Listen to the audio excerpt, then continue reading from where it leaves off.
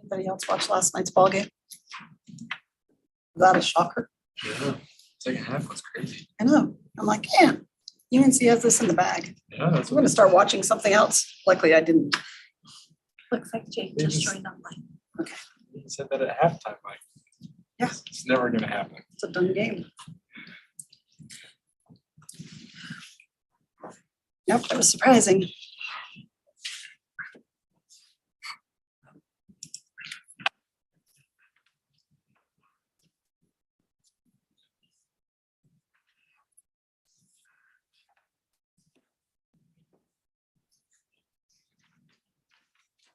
So is Apple hooked into some clock that's worldwide that has to be exact? Who knows? Okay, we'll call to order the study session of West Valley City Council. Today, April 5th, it's 4:30 PM and we're in the multipurpose room of City Hall. Our roll call, we have via Zoom, Councilmember Hoon, Whetstone, and Fitzimanu. And then the rest are present in person. We have our minutes from March 22nd of 2022. Any comments, changes, or motion on the minutes? Move to approve the minutes of March 22nd. Thank you, Second. thank you. Any opposed, please say aye. Okay, those pass unanimously. We'll now move on to our regular meeting minute or meeting agenda for tonight. Are there any changes from last week or additions? Thanks, ma'am. Yes, there's one addition. Okay. That's the proclamation that's on for tonight. Okay, And the reason for the addition is it would have been on last week, but it was the 5th Tuesday and we didn't have a meeting. And then this week, they're actually planting the flags out front, so we figured we better put it on for the Okay. same night approval or reading. okay. Does anybody want to read that or do we want to just present it? Is it, well, I guess I'm on the wrong agenda to look. It's on 6 a.m. Yeah. I just didn't. Anybody? I can read it if you want me to. Did you raise your hand, Lars? Oh, okay. I thought I saw a motion. Okay. All right. My glasses. Thank you. We'll turn that over to Mr. Christensen at that time. Any other changes or adjustments? I did just remember one, Okay. ma'am. Thank you. So it's a change. It's not a addition or a deletion, but on the 21-22 budget opening, if everybody would look at the footnotes on, sorry. No, you're fine. Mine just takes forever to load. Yeah. It's under the second page and the other openings. There were some openings in the budget for the Operation My Hometown Uh-huh. changes that we made recently. And the 3 items under 12, there's 4 under 12, and the last 3 are incorrect in their numbers. So we'll delete those out. You don't have to make any adjustment to the budget opening itself, adopted or rejected as you normally would, but we won't be including those 3, and then we'll be putting the 3 corrected numbers, which are significantly lower than that on the fourth quarter budget opening. Okay. Any questions on that change? And maybe one other just clarification. So the first one, the item 12, the transfers, the salary and benefits from other budgets, that one stays in. So that one will actually be the correction. Okay. So it's lower than what we. Not lower than what we talked about last week, but what happened is these 3 numbers that are on the bottom there, number 12, were the original requests. And in the shifting back and forth between departments and all of that, they got included incorrectly in that list. When I saw them and realized they were the wrong numbers, got with finance and said, so these are not the right numbers. What do we do with those? So just don't enact them in this opening, and then we'll bring them back in the next one. Okay, so we're just taking them out for this opening. Yep.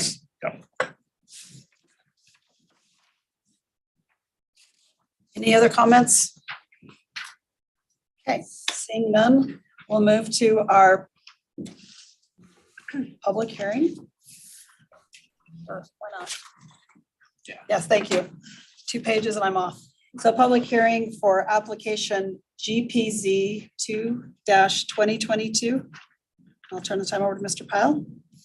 Thank you, ma'am. And I'm just going to turn this over to Steve, who I believe is presenting, and I can't remember. Oh, yep, there he is up on the screen. Thank you, sir, and good afternoon, council. I'll share my screen here so we can review this proposal. All right, so this application involves 4 parcels. You can see the address is 5143 West, 3500 South. The 4 parcels together total 5.9 acres. This application is a request to amend the city's general plan as well as zoning. And so there's actually 2 general plan designations on the property currently. The northern portion, so basically from where my cursor is here north, is a mixed use designation, which includes office and high density residential. And then the southern portion is for large lot residential, which would be 2 to 3 units to the acre. And all of the property is currently in the agricultural zone. The requested general plan changes to the designation called small lot residential, which is between 4 to 7 units to the acre. And the zoning is the RS zone, or the residential sustainability zone. Here's just a close-up. So there is a home on this northern parcel. The other parcels are vacant. And just to kind of orient you here, you have just homes all along the east side as well as the north side. And then there are mostly homes on the west side. This building here is a 6-plex, and then there are a couple of duplexes here on the west side. But for the most part, the property is surrounded by single-family homes. You'll also notice that there is a stub street here from Kiowa Way from the east that just kind of stubs or dead ends at this property. Just again, zoning wise, you can see the pale green is the agricultural zone. So you can see where that exists here along the east and the south. And then you have the R18 zoning, which is the yellow here on the east and to the north. So just a few images, excuse me. So this image is looking west at the stub street. So where you see the fence at the end of the street is the eastern boundary of this property. So that would be Kiowa Way. This is now looking at the property. So looking west. This is looking south at 35th. This is the home directly east of the property. And this is looking west along 35th South. So you can see the real estate sign on the left is the property in question. This is looking directly south at the property. So you can see the home that's on the property now. This is the property directly west on 35th. I have a few more pictures. These are along the west side of the property. So these are would be the properties at front on 5200 West, but then back up against the property. So you have a home here. This is the 6-plex I pointed out earlier. Another home, another home. This would be the property that has the couple of duplexes, another house. And then now this is the concept plan. So what is being proposed is a planned unit development, or PUD, where these would be single family detached homes. And the density would be about 6.1 units to the acre. Now, I want to point out that when the developer first approached the city about making the application, we had mentioned speaker, is that right? Okay, go speaker. Okay. You're unmuted, Tom. There we go. Okay. Sorry, so at the time the applicant first submitted their application, we had a discussion scheduled with the council to talk about private streets. So I mentioned to the developer that there's interest to potentially. Steve, we've lost you. Oh. I can still hear him. Are you? Yeah, can you hear me now? I can hear you. Understand. Steve, you know we can't hear you, right? Okay, Okay. okay. Coach is trying to figure out what's going on.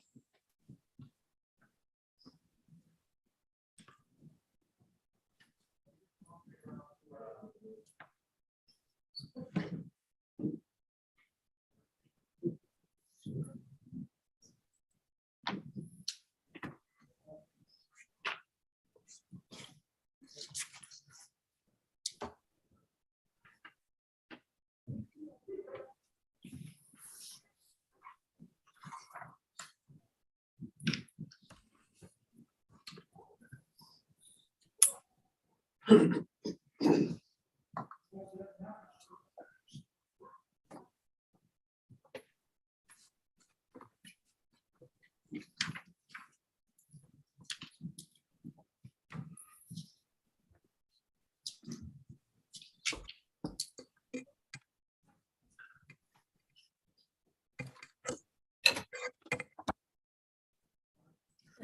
Steve, Yes. I know you're in your office while Kush is trying to figure that out. Oh, wait a minute. Yeah, I didn't even catch that. We could hear him. Go ahead. Go ahead and speak again. Can you, or is it okay now? Yeah. We're good. Okay, great, Hey, great. hold on a sec though, Steve. I want to ask Kush, is there a loose connection? What's going on, Kush? Well, we're trying a new hub here instead of everything being plugged into this laptop. We had a new hub here, so I wanted to make sure that wasn't the issue. But All right, go ahead, Steve. Great, thank you. So I was mentioning that when the applicant first submitted their application to change the general plan and zoning, we had a conversation or discussion scheduled with the council to discuss private streets and the possibility of changing the ordinance. So I made the applicant aware that that was a pending discussion.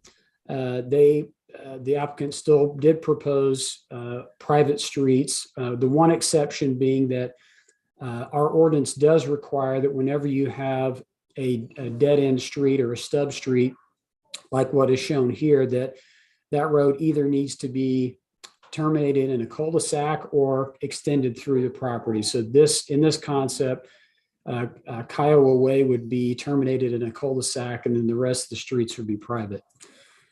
Now, of course, since the time that this has gone to Planning Commission, the council has had that conversation and has directed staff to work on an ordinance, which will be coming to the council shortly with a draft for discussion. So just wanted to kind of give that context here, that this has been kind of submitted right in the middle of those discussions. So the next slide here just shows a couple of the two different house plans that are proposed and are in the development agreement. So you have a 2-story plan, and then there's also a single level. This is just the floor plan for that plan, and then a single level plan that is also proposed. And so I'll go back to the concept. So with this proposal being in the RS zone, they are including in the development agreement all of the sustainability standards in terms of water efficiency and energy efficiency. There are also a number of interior finish upgrades that are included in the proposal. They've also addressed right-of-way dedication along 3500 South, along with a precast wall along 35th and fencing around the balance of the property.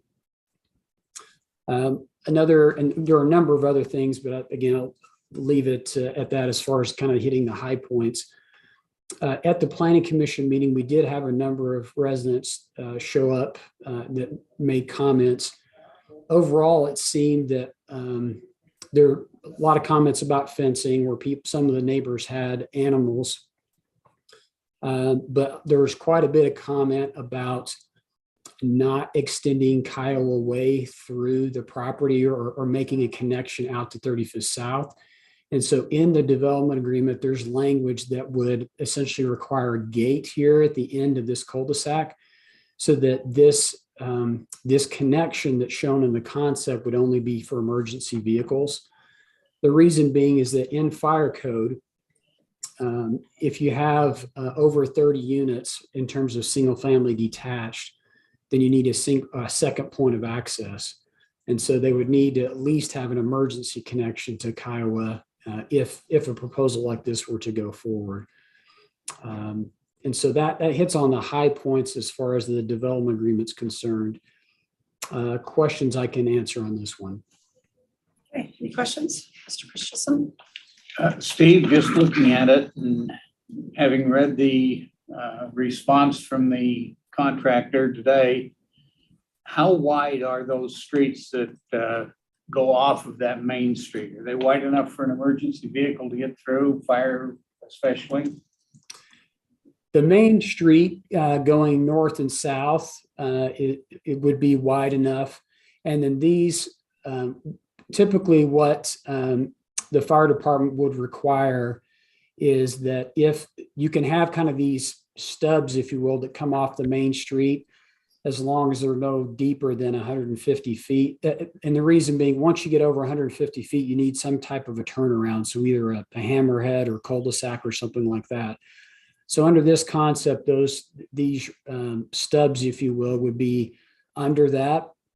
So that it would, at least from a fire code perspective, it would meet those requirements. Now, at this stage, we have not, fully vetted this concept for engineering requirements or anything like that. This is more conceptual, just to get an idea of how many units they're hoping to have on the site and just kind of the feel of where amenity spaces would be and the like. But the access being out to 35th South would require UDOT approval. So it's possible that UDOT may require them to align the road with, you can see Park Vista Drive at the top. So there are a number of things that could change, because of grading or aligning streets that would affect the layout. But again, this is conceptual at this point. It has been through the planning commission. It has been, yes. The planning commission, as far as the zone change is concerned, the planning commission has reviewed this. And again, the main issue that was discussed at that point was more the connection to Kiowa Way, whether that would be for pretty much anyone to use that, or if it would be limited to emergency access. Thank you. Okay, Steve, is there, I'm sure there is, what's the reasoning behind not connecting Kiowa Way to this development other than a cul-de-sac? Just seems like for flow of the subdivision and the adjoining subdivision that should be considered at least. I'm guessing it's because it's a PUD and they're planning on private streets. And then when you mix private and public, then who private doesn't want the rest of the public driving on their streets and that issue. Is that right?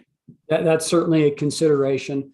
So the developer was not opposed to having a connection out to the street. In fact, in talking with our public works office, their preference was to make a connection through just for better circulation. But in the end, at least with the planning commission, the one kind of unifying issue, if you will, from the neighborhood was pretty much everyone that got up said, yeah, we don't want through traffic. They like the fact that that you've got the dead end street and then it's kind of a quiet area, and they're worried about punching that road through and having cut through traffic. So that was one thing that was pretty consistent in the comments to the planning commission. Okay, Councilman Whitstone. Yeah, Steve, I'm just curious, from the original plan, there were 38 units and it's been reduced to 36. Was that to allow for more open space or for a street, or what was the reason for the reduced units? It was mainly for open space. Part of and we've been through many different iterations of the concept plan. And so is just giving a little bit more breathing room. The previous concept just felt a little pretty tight. And so by eliminating a couple of units, it just gave a little more flexibility in the placement of units and again, more open space.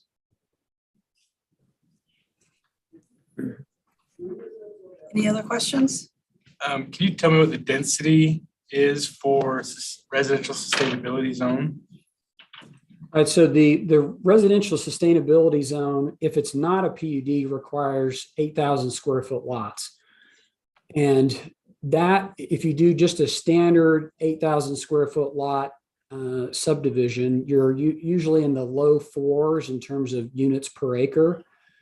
In this case, this is 6.1. So with a PUD, you can get an increase in density. And so it is more dense. The trade-off being having some common areas and some other design elements that would be included in this. But that hopefully gives you an idea of kind of the range between just a standard subdivision, in this case, a PUD. So Steve, can you tell me what is fantastic and spectacular and sets this apart that we would want it to be a PUD? Right, so some of the things that the developer has included, and this would be in your packet, there's the development agreement document. And I'm just pulling that up now, and I'll just hit on some of the high points. I'm just scrolling down to that page. So one is in the RS zone, it allows homes to be as small as 1,400 square feet. So what the developer is proposing here would be a minimum for a Rambler of 1,560, and then a two-store would be 2,400 square feet. So the homes would be larger. The RS zone also does not require basements, but in this case, they're assuming that a soils report says that basements are allowed, they would provide 3/4 basements at a minimum for the homes. Let's see, as I mentioned, there's a number of amenities that they're proposing in addition to the standard RS zone things. So there's a long list in the ordinance of things for the interiors of the home. So for example, granite or quartz countertops in the kitchens, vaulted ceilings. So there are other sort of interior upgrades that are listed that wouldn't be normally required in the ordinance. Let's see, skimming through here, they do have a number of specific things like a walking paths, a sports court, tot lot area, and pavilion area in terms of amenities. They are looking at, so there would be a precast. So I mentioned the precast wall on 35th. They're also proposing vinyl fencing around the rest of the perimeter of the site, which is not a requirement, but just something they're proposing. And then just to point out also. We're losing you again, Steve. I'm gonna plug everything correctly in.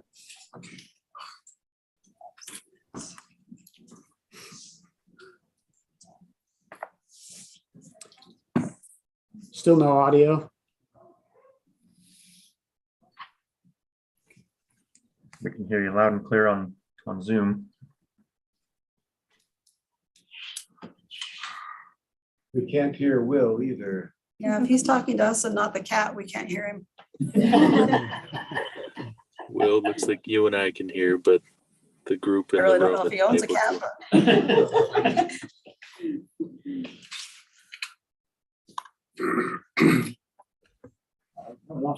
There we go.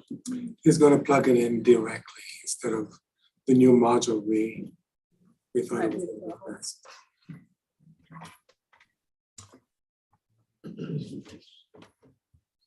Anything now? Yep. Yeah, we got can you. hear you. We just can't see you. Go ahead and talk. Okay, great.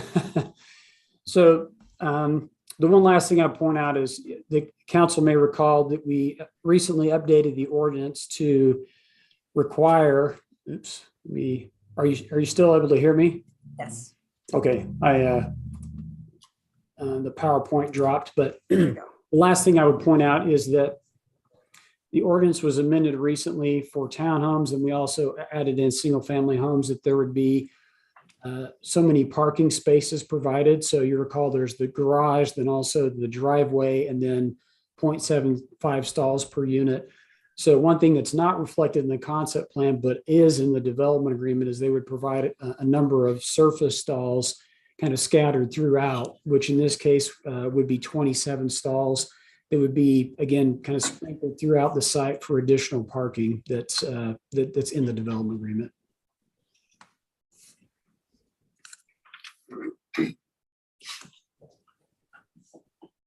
So I guess my problem is the PUD and the not public streets. I'm not comfortable with private streets, especially after you told us you don't inspect them to make sure they're up to city standards. And PUDs have been a problem in the city. They're not dealt with properly. I just had a lady in 2 weeks ago that theirs is a disaster. And I just don't think they're a good fit for the city anymore. So those are the two major issues I have. If it had public streets, and wasn't a PUD. But like this, I don't think I could, in good faith, move forward with it. Oh, Tom has his hand up. This is, Councilman, you're muted. Councilman Hune, unmute yourself. Unmute yourself. Can you hear me, Tom? Yeah. There we go. All right, thank you. May I now? Yes, you're good. Okay, yeah, thank you. Steve, I just wonder about, I know Scott Harmon asked you a question about the Kiowa Way already. One concern I have is the traffic, Steve. 36 houses, there's a lot of houses in there. And only one way out is the 35 south. There's a way we can do something to connect with that Kiowa Way. Yes, it's definitely possible to have a connection there.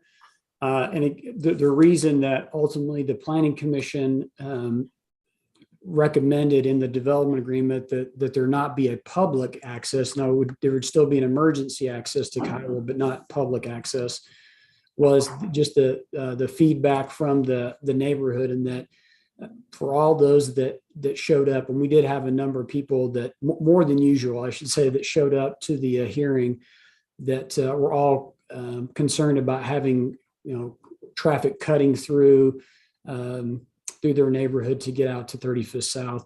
So, but to answer your question, yes, it's certainly possible to have a connection that would go out to 35th. Yeah.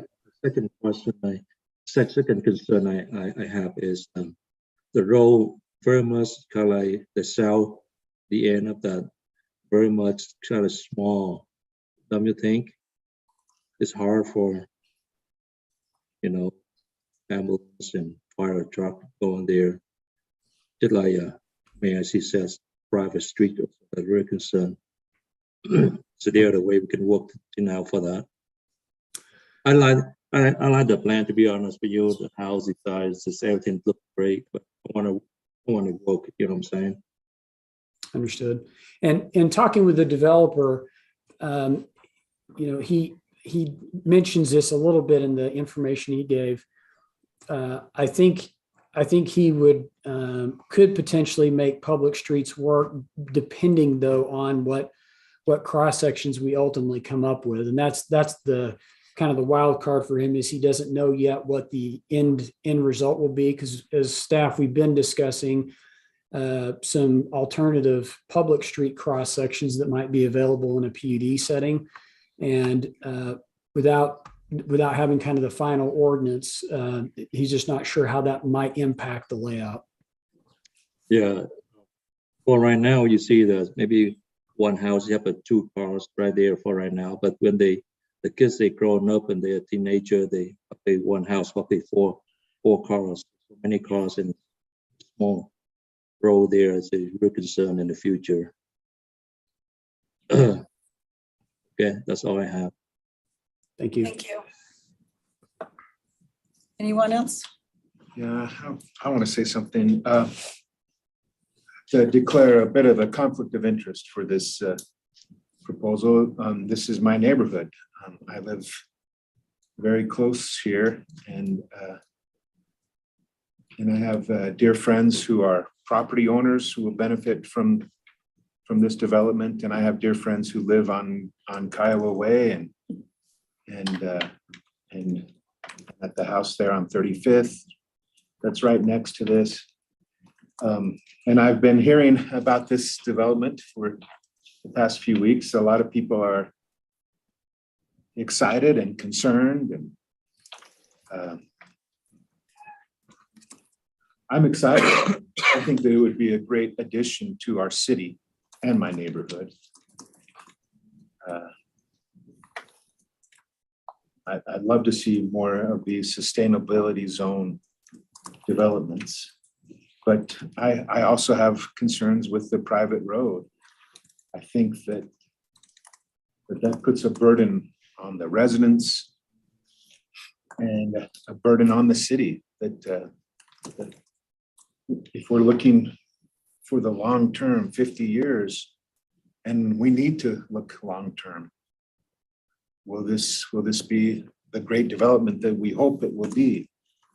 I'm not sure with the private road there. So I would have trouble passing this with a private road. Actually, we'll get shot at by my neighbors for saying so, but I think the public road should go through to Kiowa. I don't think that a lot of my neighbors will try to leave our subdivision through that development. There's better ways to get on to 35th South than it would be through this neighborhood. And the people who live there, I think it'd be better if they were better connected to the residents that are already there. There shouldn't be this separation from the people who live there and the people who live on the other side. They should all be part of the same neighborhood and community. And yeah, I guess that's all I want to say. I think that's a great point to connect. I think more from the end of Kiowa will be going out through this new development than these people coming into the existing neighborhood. Right. And don't you think your neighbors are more concerned about the strain on their streets from this residence coming through theirs? I don't know if they care so much about which direction. They're just worried about more people driving past their house. Yeah. I think that's a longer way out. They knew that road goes to vacant land and that it was likely to be connected to something eventually. Yeah, I think the connection is a big point as well. There's a PUD in my neighborhood that Yes. has similar fire gate, and it separates those two communities. We don't know who lives over there, and they don't know who lives on our side. And Right. It really does separate the neighborhoods, and it'd be nice if it's connected. But yeah. My other concern is making it a PUD. You can see in the concept plan how two houses can fit in one of the other existing lots in the neighborhood, and so even though it fits within the density requirements, it's going to feel a lot tighter when you're in one of the houses because you're right next door to 5 feet away from somebody else. Even though there's open space, and I know we compensate density with that, but I don't know. I'd have a hard time agreeing to this for a number of reasons. Well, and without it being a PG, I think every home could have a nice enough yard. You wouldn't need all the amenity areas and everything else. You could just live in your own yard and not be melding over on other people. But yeah, I'm not comfortable with the PUD. Anyway, any other comments? I forget to look at you, the Zoom people, so I'm sorry. Okay, seeing nothing there, we will move on to our next application, which is application ZT 2-022. Mr. Pyle? I believe Or do I need to Steve's- do all these other ones? Sorry, Steve, I jumped a bunch. No, Do you're I need to good. do the zoning map and the development No. agreement? No, you're good. Okay, Unless Steve has any other pertinent information he wanted to add to it. No, those are just all related to that same application. okay. Sorry, I didn't want to jump. So now let's go to ZT2, and that will be Mr. Pastrick as well. Yeah. Thank you, Mayor. So I'll share my screen again here. So this application involves a number of changes to our ordinance as it relates to landscaping. And you'll see here just a couple of images of where we installed some artificial turf here at City Hall as kind of a pilot project. So the first thing that this ordinance does would be to establish standards for the maintenance, installation, and basically the quality of artificial turf. So right now, the code is really silent on artificial turf, so people can use it, but we don't count it as live plant material, and there are really no installation standards. And so this goes into quite a bit of detail about the minimum height and the weight or the thickness, if you will, of the product, how it's to be installed, having a sub base underneath it, all of those types of standards, so that when people do choose to do artificial turf, that there are minimum standards for that. So that's a big chunk of the ordinance up front. The other portion deals with allowing artificial turf to count as part of the live plant material. So again, right now, the code is silent on this issue. Someone could do artificial turf as a ground cover, but it doesn't count as any live plant material. So this revision would allow artificial turf to count up to half of the required live plant material in a landscape setting. Now, where this also would involve artificial turf would be along major streets. So right now, along major streets like 35th South, Redwood Road, the ordinance does require that for that landscaping that's along the street, that there would be at least half of that would be grass. And so this now allows artificial turf to substitute for that grass. So you'd still have green landscaping or green along the street, but lawn is no longer the only thing that can be used in half of that space. So Steve, is there a reason you can't use it for the entire space? So it could Consistency in a park strip or? right. So it could be for the so let's say the 20 feet along a major street. Someone could choose to do 100% artificial turf, but what the code requires is that 50% of that space would either be lawn, and then now under this change, it could be artificial turf as an alternative. So 50% is the minimum, but they could do more. Okay, thank you. I misunderstood that. No problem. So this is just another image. We did, just so the council's aware, when we did the installation here at City Hall, we tried different depths. You certainly can't tell from these pictures, but we did 1.5 inches, 1 3/4, and 2 inches just to see kind of the different heights. And they all look, in my view, look really lifelike. Now, if you go out there today, the real grass is a little lighter, but we feel like this looks very lifelike. And it was a good test project. Now, the other significant change that's in the ordinance has to do with landscaping in the front yards of residential or just single family homes. And for the longest time, this for some people has been a bit confusing. So the change that we're making, the intent here is to simplify the standards. Okay, and so the image I have up now illustrates the current standards. So what the ordinance says now is that you need to have at least 50% live plant material for the net landscaped area. So what the net landscaped area means is that you would look at the front yard. So if you look at this example on the right, you would subtract the driveway, and then whatever's left, half of that has to be live plant material. Now, obviously, people generally don't separate it like this, but this is just for a visual. The one on the left shows, okay, if someone maximized their driveway, so put in the biggest driveway that the code allows, which is 40% of their front yard, then you can see that, okay, then if they landscaped half of what was left, it would be 30%. So in other words, the amount of live plant material that's required in a front yard currently varies depending on the size of your driveway. Okay, so as the driveway shrinks, the code would require more live plant material, and as it gets bigger, less. So under the proposed revision, it evens the playing field. So basically says it no longer refers to the net landscaped area. It's 30% live plant material in the front yard, period. So regardless of the size of your driveway, it's 30%.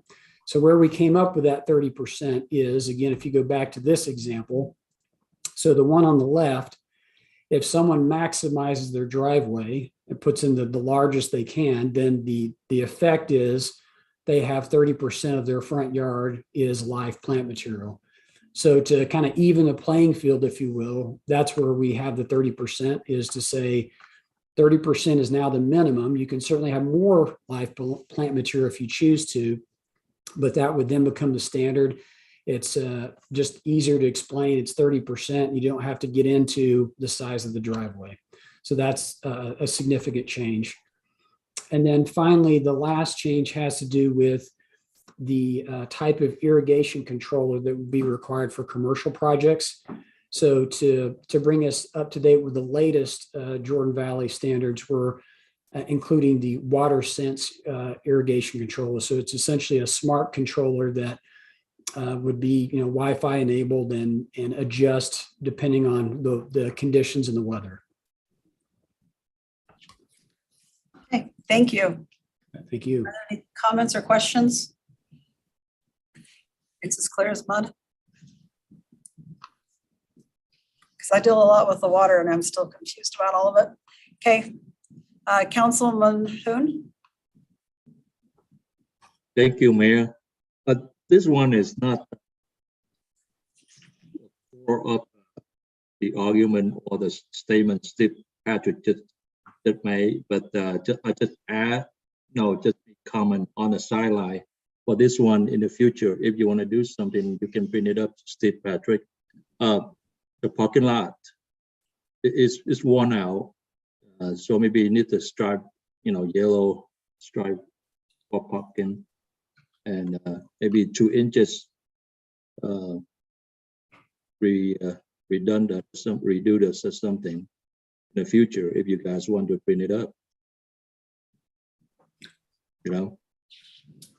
And Councilman Hume, I'm sorry, at the beginning of your comments, your audio was cutting out a little bit. I'm not sure I understood your comment. I just said about just kind of like not the the main core of this statement you just made, but I just kind of like you wonder about the parking lot in the future. Maybe you can bring it up. You know what I'm saying? With the yellow stripe, it's worn out, and the parking a little bit worn out too. So if you can bring it up in the future, that's all. Understood. Oh, so the parking lot at City Hall. Yeah, City Hall. Understood. So Steve, does this bring us in line and satisfy everything that was a question for Jordan Valley Water Conservancy District and Granger Hunter to qualify for the lower water rates? Yes, and so this in conjunction with the resolution that's next on the agenda.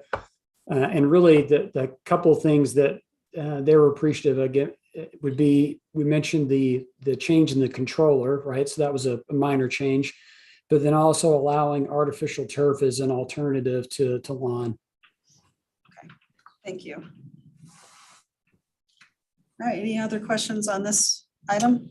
So Steve, I could replace my park strip with artificial turf and that would comply with this?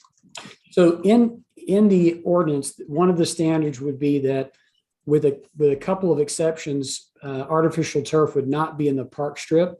And just to clarify that, the thought is that the vast majority of times the park strip is within public right of way.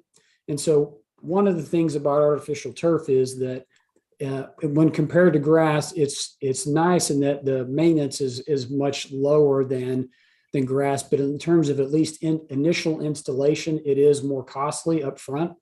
And so part of the concern was just in terms of in the park strip, if there's ever utility work or other work that needs to be done, if that has to be torn out and replaced, it's more of a cost to replace just because there's that initial installation cost. So that is one of the things that in terms of locations where artificial turf was precluded, but certainly if the council is not as worried about that particular issue, then that's a change that could be considered. Just been thinking about my own park strip for the last year of how I can get rid of it, and I thought, is this an option? Guess not.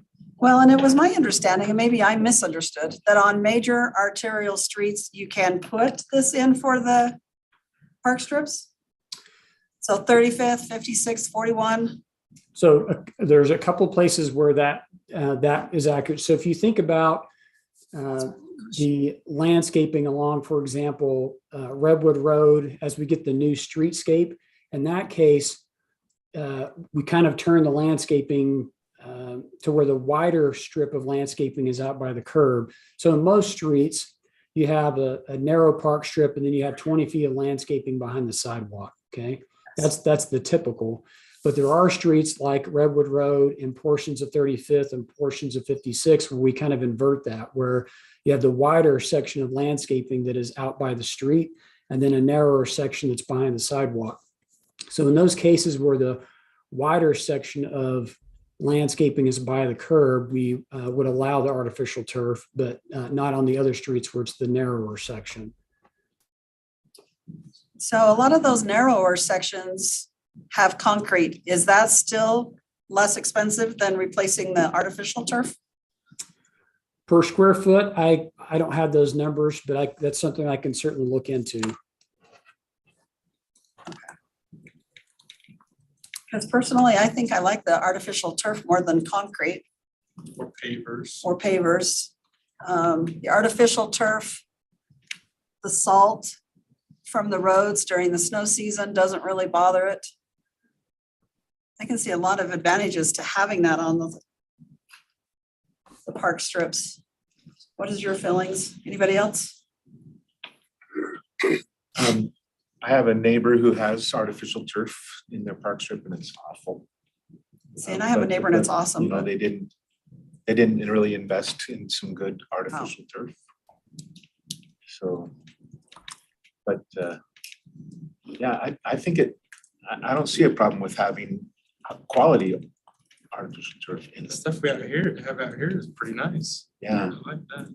It was really a process too. Yeah. So to Laura's point, that's what we would want, but you might not get that in your typical residential installation. It does go to another point that you were making as well, Mayor. It almost doesn't matter what type of landscaping or hardscaping or xeriscaping is in park strip or lawn or commercial area. You can find good and bad examples of it all everywhere. Has way more to do with how committed people are to maintaining it and putting in a good product. to and start with. good installation in the first place, right? Yeah. Scott, have you heard about the Flip Your Strip program? They require that you attend a class, you know, for an hour or two, and then submit plans, and they'll help you flip your strip from grass to something better. Well, and it's nice because the state just put a bunch of money into that. So you were getting $1.25, I think, a square foot. That's From what their Jordan Valley. website still says. Yeah. But it'll be able to do more just because the state's putting so much money behind it. So I think it's going to be a great program. One comment I made on the Flip Your Strip is that Jordan Valley actually, at least for that program, don't allow artificial turf. So it's not that someone couldn't do artificial turf. It's just they don't include that in the program as an acceptable material. So it would need to, they actually only do the Flip Your Strip for actual landscaping. Okay. So you wouldn't get the reimbursement. Material. Right. As part of it. it. Too, Okay. just less than the lawn. Okay, Councilman Hoon. Thank you, Mayor. Just wonder about the lifespan and also how long can it last with the color? It's outside, see the parking lot right there in front of, and on the west side of the building, the city building. Look real nice for right now, but the color, how long gonna fade it away? You know, maybe 1 year, 2 years, or 3 years, you know, anything about that? If memory serves, I believe the warranty that was provided was a 10-year. So what's in the ordinance is a minimum of an 8-year warranty. And I've seen some products that go higher than that in terms of warranty. But what I recall is that the warranties for what was installed at City Hall, excuse me, it was 10 years. 10 years, that's very good. Yeah, you saw Very nice picture right there in the parking lot. That reason when I was so excited to talking about parking lot in the west side.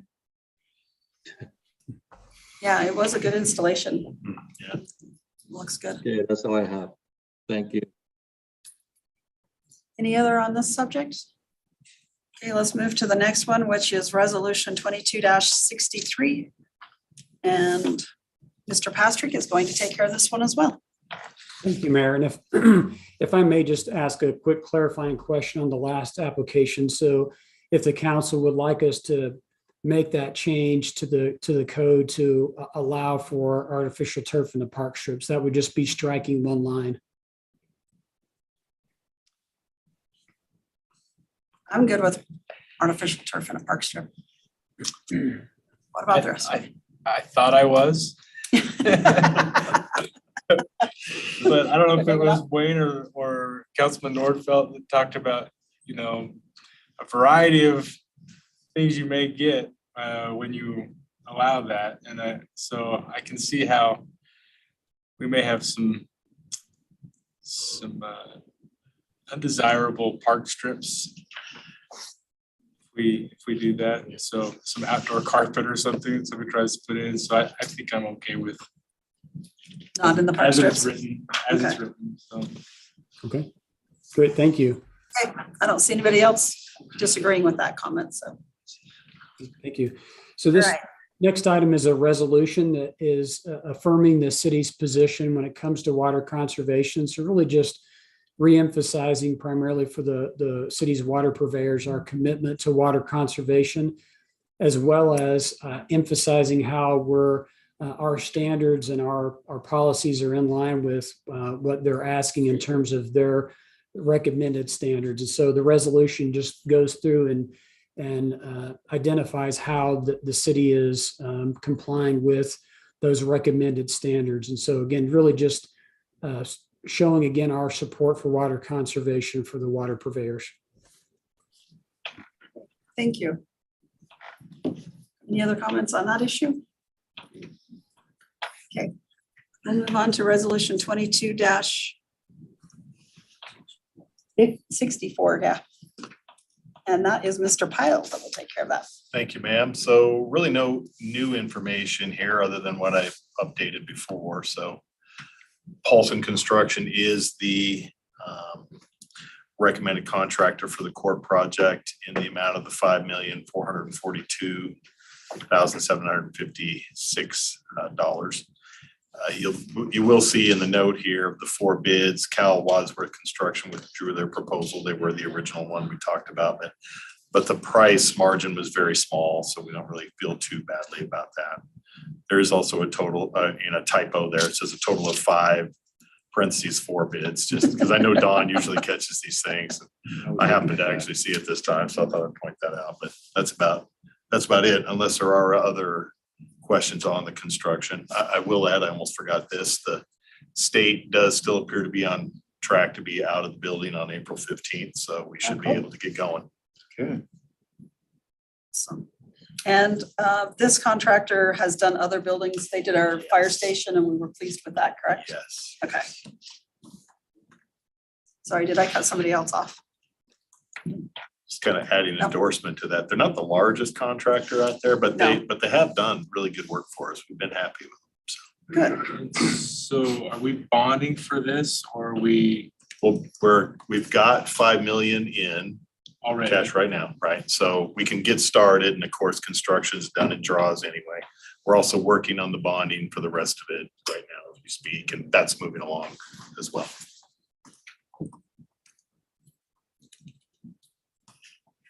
Okay, seeing no further questions, we'll move to resolution 22-65. And Jason Erickson will be presenting that one to us.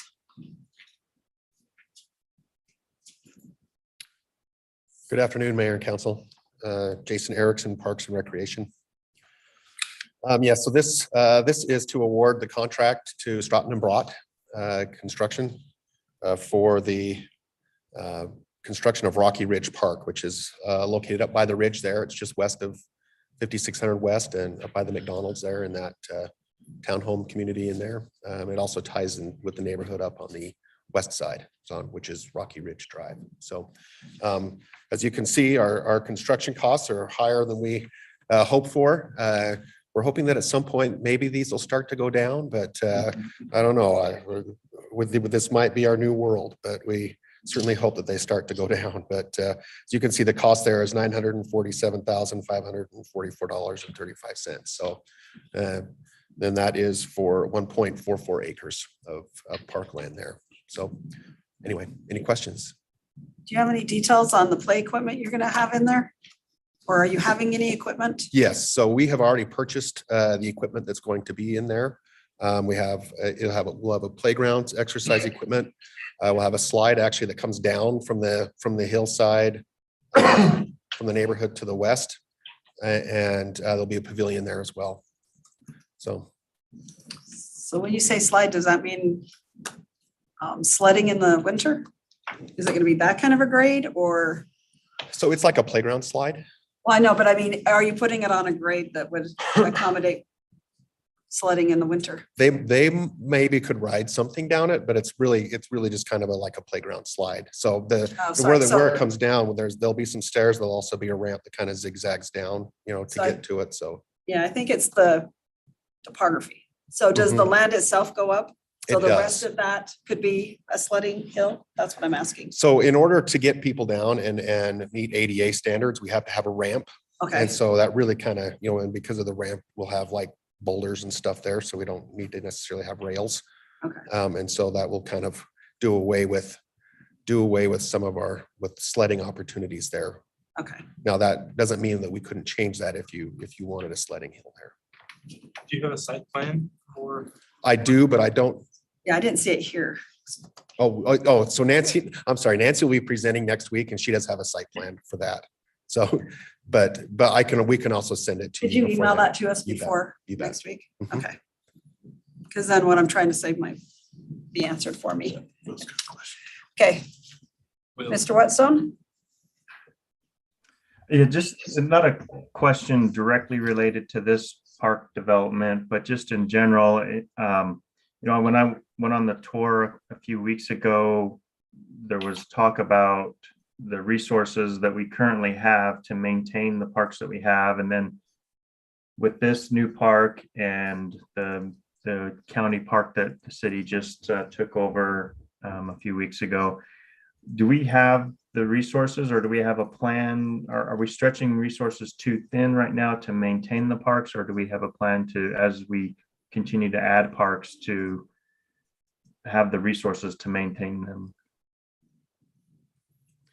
So we ask almost every year for more for more money and more people. So I guess the short answer is yes, it will be stretching us thinner, but we did just get a couple more employees and some more seasonal employees and some more monies when we got the county land to when we started to maintain that. And so we're not as in bad a shape as we have been, but most definitely it still stretches us a little.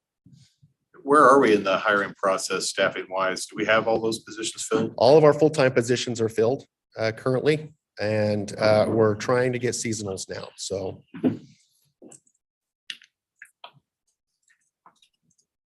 Okay, any other questions? Okay, thank you. Thank you. I have All right. one. Oh, wait, sorry, just one on Zoom. Sorry. Sorry, Mayor and Jason. And here, I'm a virtual guy. In the future, if you present in the front of the council, can you have a plan for us? So I know where exactly we're gonna be, what I'm saying, where to be playground, where it's gonna be on north side, east side, or west side, what I'm saying? Or picnic Yes, tables, something like that. Yeah. I will do that from here on out. Yes, sir. Okay, thank you so much. Yeah. All right, we'll now move on to resolution 22-66, and we'll turn the time over to Mr. Johnson, and he's on Zoom. Great, thank you. Good afternoon, Mayor and Council. I'm here to present on the 2022 pedestrian ramp project.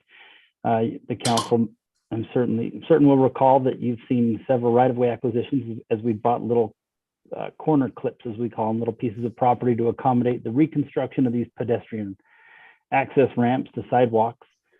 This project will build just under 40 pedestrian ramps, in addition to solving a little bit of a drainage problem we've got on 6400 West near the Utah and Salt Lake Canal that's associated with the sidewalk. But this, the award of this contract will build these pedestrian ramps. This project focuses primarily on adding pedestrian ramps where there is just high back curb, where sidewalk comes to the intersection and there is no ramp at all. And so these will kind of. So we'll not be updating. Oh, we lost you. Can you hear me now? Dan, yell louder. You're not there, Hello. bud. Can you hear me? Anything? Hello? Hello? How much of that did you get? Let me try some different earphones. Dan, No, Dan, we we're can not hearing still you. hear Is that better? Will, are you? Will you try to talk, Will? Can you hear me? Yes. Yeah, not very well. So Yeah, it's another a something. connection issue. Okay. Give us a second. I'm happy to run downstairs too if you'd like. Okay, continue. Okay. So this, we focus primarily on pedestrian ramps where there are currently no ramps at all, kind of the worst of the worst in the city. And this project builds just under 40 for about $275,000. And we're asking the council for an authorization to spend no more than $300,000 by change order and to award this contract to Acme Construction. So are there any questions? Any from the council? Is this 300,000, was it part of the budget? Is it kind of planned? Yeah, we've been planning for this project for quite a while. And so we're using existing Class C road funds and transportation sales tax funds to build this project. So Dan, if they come across a situation that within 15 feet of this pedestrian ramp, there is like a 2 to 4 inch difference in the sidewalk, will they correct that at the same time? Or Yeah, will I'd they like, just do the handicap? well, they're contracted just to do the handicap ramp, the pedestrian ramp, but the council authorizing us that additional money for the total of 300,000 when the contract is roughly 274,000. That'll give us the latitude to add things like that would make sense to fix while we're there, and that we're not necessarily included in the design or the contract, but we intend to keep our eyes open for that kind of stuff. Okay, thank you. Yep. I just know from experience in our neighborhood, probably like 6 or 7 years ago, they did the pedestrian ramp. There was an issue with the sidewalk. Now they did not fix it at the time, but they're fixing it with this stormwater. So I'm sure it's costing us more now than it would have. No, most certainly. And it's hard to go into a neighborhood and fix some things and not everything, but certainly resources are always limited, but we'll do our best to capture what we can. Thank you. Yep. Any other questions? I just had a question. Are there any ADA or other policy related considerations around, where these access ramps need to be placed, or how many of them we have in the city, or anything like that? Are there any access or disability policy related considerations that determine when we do this and where we do this?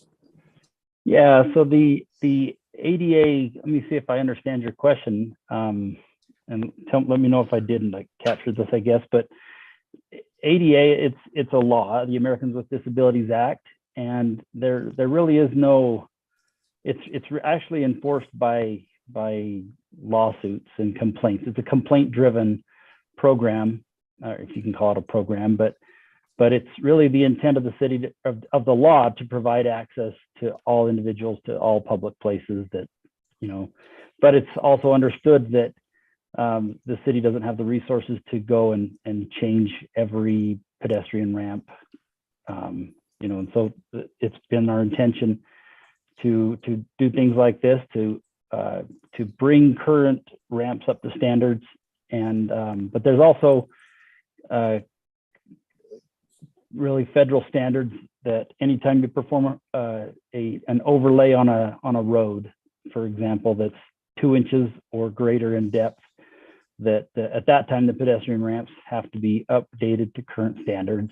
And so that's something that you'll see we do on most of our roadway reconstruction or overlay projects, is the pedestrian ramps will get treated as well. And so I'm not sure, I don't know if that answered your question or not, Councilman. It does, yeah, and I may not have articulated that well, but that did answer my question about the access ramps.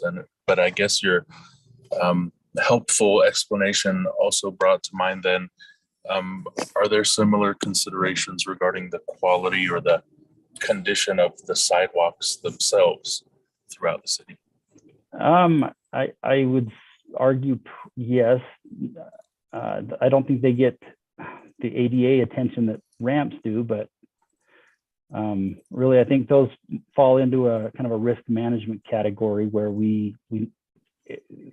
that's certainly an area where we could get claims for injury filed against the city. And so that's one of the main factors that maybe push us to keep working towards improved sidewalks. Jake, maybe if I can also add to what Dan was speaking, and he kind of alluded to it, the subject of condition of sidewalks, ADA access, maintenance, all those sorts of issues are a yearly policy and best practices discussion within IRMA, Utah Risk Management Association, of which, as you know, we're a member. In that forum is kind of where we get our policy discussion of what's the latest best practices, like I mentioned, what's the latest legal status, and how fast or slow do we have to move, and within our resource bounds, how fast or slow can we move to take care of that. So there's really no hard and fast policy that says you got to do this many or this much or this fast. It's kind of more tracking this moving target from year to year. Yep. Thank you. No, appreciate that. Yep. Thank you. Okay, seeing no other comments, we'll move on to resolution 22-67. And Mr. Johnson has that one as well. Yep. So this is a reimbursement agreement with Zayo Group. Zayo is a telecommunications company that has overhead fiber optic lines on 4700 South on the poles that are being removed. And so this is a reimbursement agreement that will reimburse Zayo for getting their facilities off of those poles and put underground. And so you've seen several of these. We have reimbursement agreements with Rocky Mountain Power and CenturyLink and Comcast, and Zayo was, I believe they're the last. So, and the work is progressing out there and is will be done before the roadway project begins. Great. Okay, any questions or comments on this item? Okay, seeing none, we'll move on to our communication items. And we'll start with our budget and program mod, and Mr. Pyle. Okay, thank you, ma'am. So I don't have any presentations, charts, graphs, videos, or anything like that. Just thought I would mention that over the last 2 weeks, I've sent out quite a bit of information, and just to sort of recap where I'm at with that, I'm in this third cut now where I'm looking at the enterprise funds. I'm looking at any other places we might cut operational expenses. At this point in that third cut, you're really not usually finding a whole lot of money, but it is an important step in the whole process as well. So as soon as that is over, I'll have you at least a potential tentative budget that you can all sort of look at in that usual format with numbers, and we'll be on our way. That's all I've got, ma'am. Okay, so I did not mark the appropriate email. On one of them, they had the different programs, and the one, The program modification. yeah, the program mods. Possibilities, yeah. Yeah. So one kind of popped out to me. So the graffiti shelter over at, so in a conversation a couple of weeks ago, it was mentioned that that 100,000 was just sitting in the general fund waiting for that to be built. No, if I said it that way, I misspoke, Okay. yeah. So I What I missed, meant okay, was it's been approved in the past. It's Right. just never been done. correct. So the And- money's not just still sitting there. No, in fact, any project like that, if it doesn't get actually completed or done or started, that money just stays in either the fund balance or the CIP, the capital improvements Improvements. budget. So if it stayed there, it's still there? No, not necessarily, because you don't just Sorry, when I- keep $100,000 there. You would use the $100,000 For other things. For other things, but where you are right is it's part of that $23 million Right. that's there in terms of the fund balance. So yes. Okay, because it just said 50,000 I can find, but I have to find another 50. Yeah. So that's my confusion. Yeah. Now, so to the greater point, Okay, how to accomplish it. If that was a priority for the council, just say, hey, yeah, we for sure want to do the graffiti shed this year. Put 100,000 or whatever it is into that list. yeah, because it was on the list. It just, Yeah, which I forgot Yeah. in that conversation, whether it had actually made the list or not. yeah, and that's why it popped, is because we just talked about it. So, okay. All right, did anybody else have any questions or concerns on the emails we've been receiving? Or questions? Nobody. Okay, it was all very well done then. All right, we're now going to turn the time over to Mr. Nelson with DWR with our urban deer program presentation.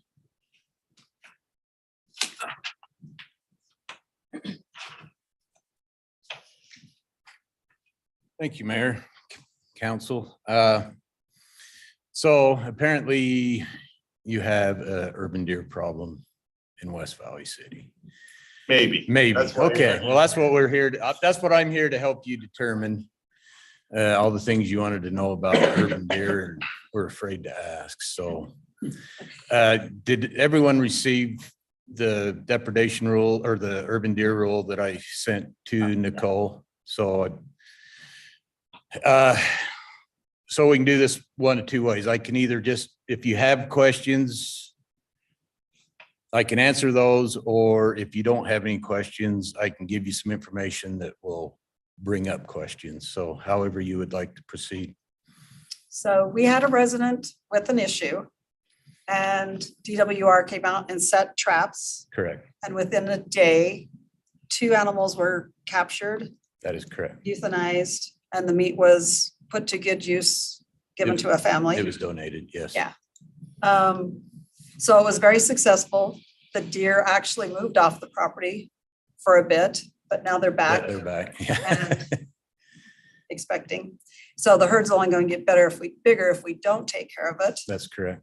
It is all right on 3500 South and close to Mountain View. So I don't know if we're going to have issues with accidents with the deer and other. That's a very good possibility. And that's one of the major issues with, with urban deer, besides property damage they do to gardens, flower beds. Probably the biggest concern is safety, traffic collisions to that extent. So. And the reason we can't trap them and move them to another location is chronic waste disease. That's correct. So so maybe I back up a little bit. So I've worked for the division for 13 years. Back in 2014, I believe, we started the urban deer program. And I was one of the beginning members, or I was involved with it from the beginning. And then through the years, I've been with it and not with it. And I just recently, so now I am the wildlife or urban deer wildlife biologist that I just got the job yesterday. So bear with me. I like I said, I've been involved with it, but I know down the road things have changed. So I'm really trying to get up to speed and get familiar with everything. But I think probably for tonight anyway, I can answer all your questions. So. Okay. So from that study, I understand that if we were to designate a person, and there's a person that's already volunteered to make the traps, set the traps, and euthanize, that they can do that and then have a list of people that need the meat? And donate it Yes. that way?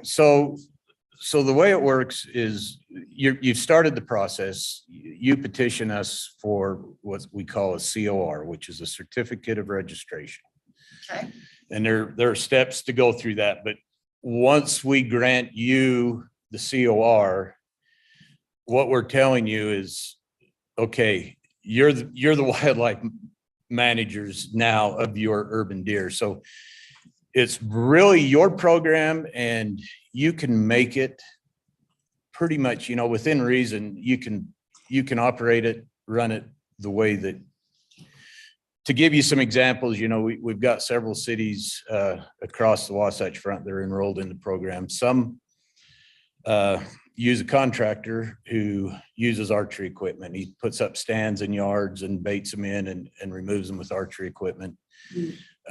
Some of the cities do just strictly trapping, a clover trap. Are you familiar with What? a clover trap? Yeah, I'm not. Okay, all right. Kind of nets them.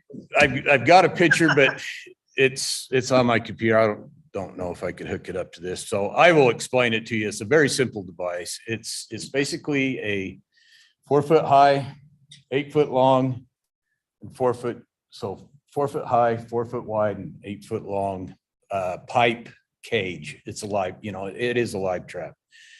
On the outside of this is stretched netting.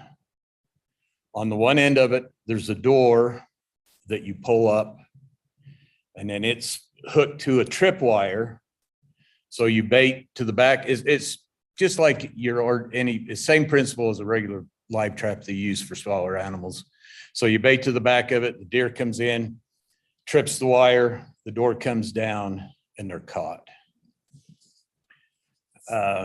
So in my opinion, and this is coming from me, so I'm not trying to persuade you to what to do, but I feel for liability purposes, efficiency, live trapping and euthanizing is the way to go. It's when you introduce archery equipment, you're opening the door to a whole lot of liability. And so the nice thing about live trapping them is as long as you have somebody to watch them, maintain them, you can use them pretty much 24/7. You set them when you get a deer, you come in, you process it, you set it back up, and you're right back to catching deer. Now, some of the controversy that we get, and I guess the number one thing that I really want to stress and emphasize here is these urban deer and so we have two types of deer. We have urban deer and mountain deer. And in the winter, sometimes, I don't know so much here in West Valley, you might get a little bit from the west end, but you'll get mountain deer that migrate down into the winter time, starting roughly end of October, 1st November. You're going to have mountain deer that come down into the valley. That's their natural pattern. That's their natural migration. Then come spring, when everything starts to green up, they go back up into the mountains. So what the urban deer program was designed is we want to remove the deer that are here year round. And the best way to determine that is if we have deer down here in August and September, we know that those are urban deer, and those are the deers that we need to focus on. So part of my challenge in this new job is convincing some of the cities. They want to go later because the later you go into the year, the easier it is to remove them, but it can be done in August and September. So I'm probably got off the track here. I'm sorry. So that is what we're stressing is early removals. We're getting the right deer. And like I say, and different cities have tried different things throughout the years. Bountiful was one of the first cities that enrolled in the urban deer program. And at the beginning, they tried to use their law enforcement officers to just go in and shoot them. And I heard some of the comments from the different officers and that, and some of them were gung ho, oh, this is going to be so great. We get to go shoot deer and that. And it took them one night going out and realizing that it's not that easy. I've shot deer in town when needed, and I tell you what, it's not a pleasant job. It's not an easy job. It's very nerve-wracking, and there's a lot of potential for something to go wrong. So that's why the new direction that I'm going to try and take this program in is to urge the trapping. And basically what you do is you set this clover trap up. It's secured down to the ground with ropes and that, because once those deer get in there, most of them, they're so tame in that they'll, once they realize they can't get out, they'll just lay down and wait. But some will bounce and kick around. And so you got to have it secured down. So the next process is once you have a deer in the trap, these traps are designed that they fold on themselves, they collapse.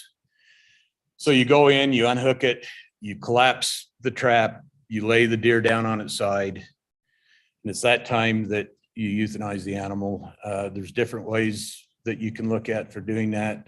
You can use a bolt gun, which is what they use for commercial cattle when they put cattle down. You could use a 22 rifle to the back of the head. That's a quick and approved method of euthanasia. But the number one thing also that I'd like to bring across is, even though these animals to some people are a nuisance and a problem, some people look at them as nothing but a big rat. But bottom line, even though we're doing this, the animals deserve the respect that they're due. So everything needs to be above board. It needs to be done efficiently, quickly, so that the animal does not suffer. It's a messy job, and I'm not going to try and paint that as a pleasant one, but it's a job that needs to be done. So we just really stress that it needs to be done professionally.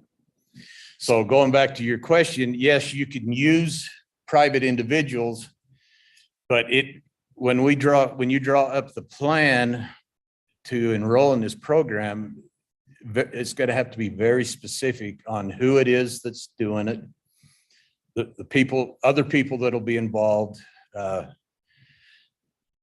what they're going to, how they're going to euthanize the animal, whether it will be a bolt gun, rifle, what you do with the animal after it's put down. You know, we recommend, and I believe I read somewhere that they shouldn't be gutted on site, that they should be removed somewhere to approved site where you make the mess there and it can be disposed of properly. And then the other big thing is the animal needs to be taken care of so it will be fit for donation. Okay. And getting back to the donations, the cities can, what a lot of them do, will just start compiling a list of people. You know, you put it in your newsletter, your city newsletter or whatnot. Tell people that this is what we're doing. If you're interested in the meat, you can make a list and then just go down the list when you have them available. And some cities will work with a local butcher and have them processed and then donate them out. Other cities just say, we've got a deer that's been prepared, but that's it. It hasn't been skinned or anything else. You just come and get it and take care of it yourself.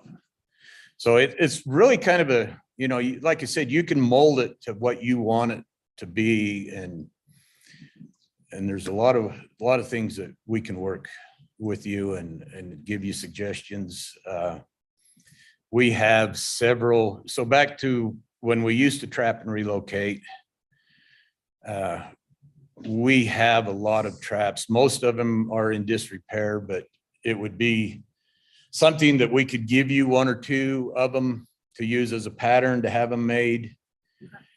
We can help you with making them.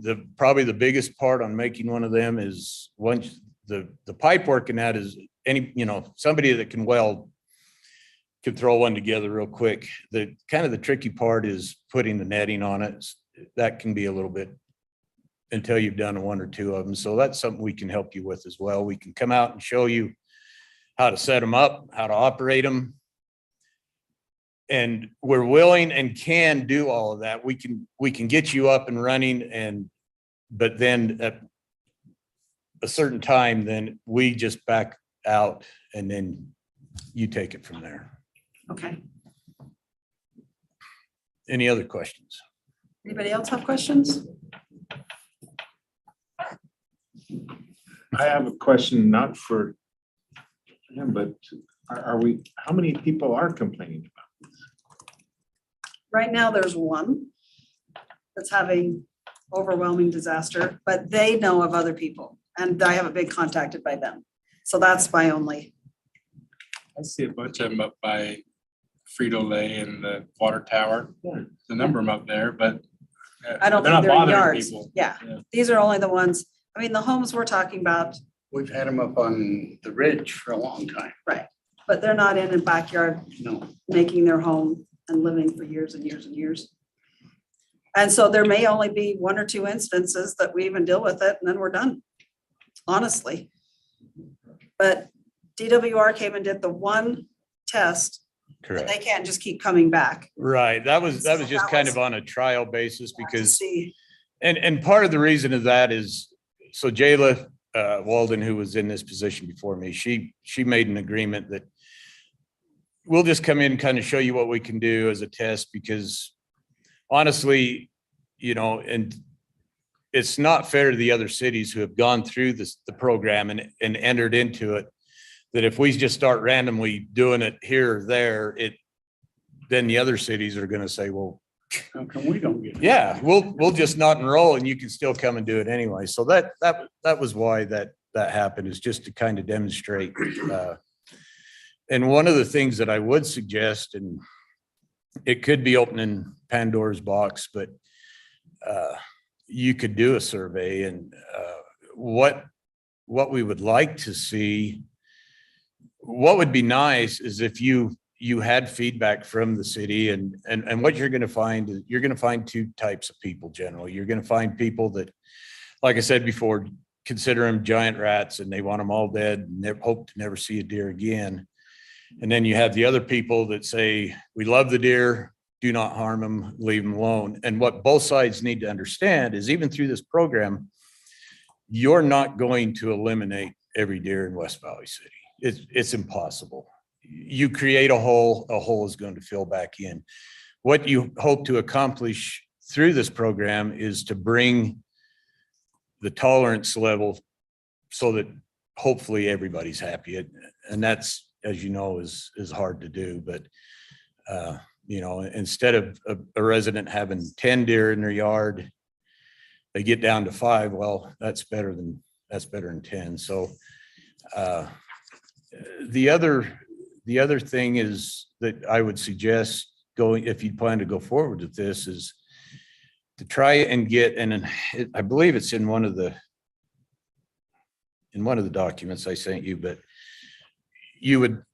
what you need to do is kind of establish how many deer you have in West Valley City. And that can be a difficult task, but if you incorporate your law enforcement officers, your city parks, your water work guys, every time they're out throughout the day, nighttime, doing their job, if they see a group of deer, take a GPS coordinate of it, account, you know, compile that. And what I think you'll find is if you take all those coordinates and put them on a map, all of a sudden you're going to start establishing hot spots throughout the city.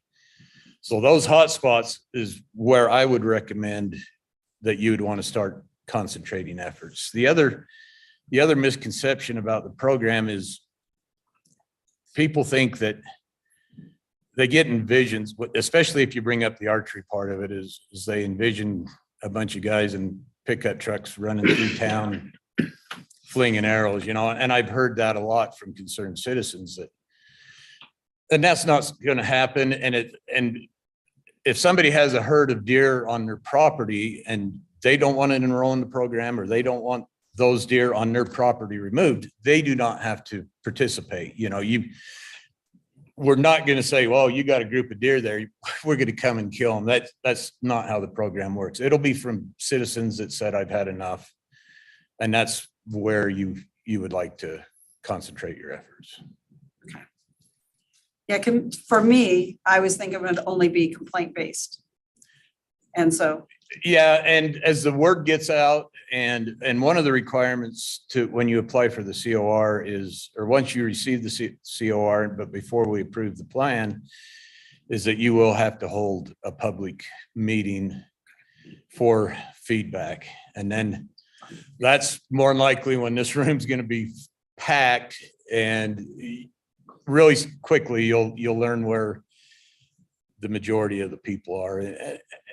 And through our standpoint, when I get calls from cities, especially if they're not enrolled in the program, you know, I tell them, well, you need to talk to your city council, your mayor, have them inquire about the program, but don't do it individually. You know, if you've got 6 neighbors that feel exactly the same way, bring all 6 of you, you know, make yourselves heard, because it, unfortunately, some cases majority rules. So if you have enough people that say we want something done, that's usually when the cities will do it. I attended Mapleton City's city council one night, and a gentleman stood up and ranted and raved for 20 minutes about the deer and how he wanted all of them killed.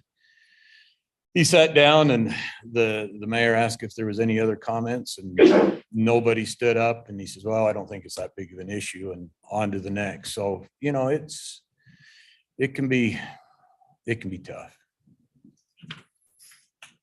But we're here to help you as much as we can. Yes, sir.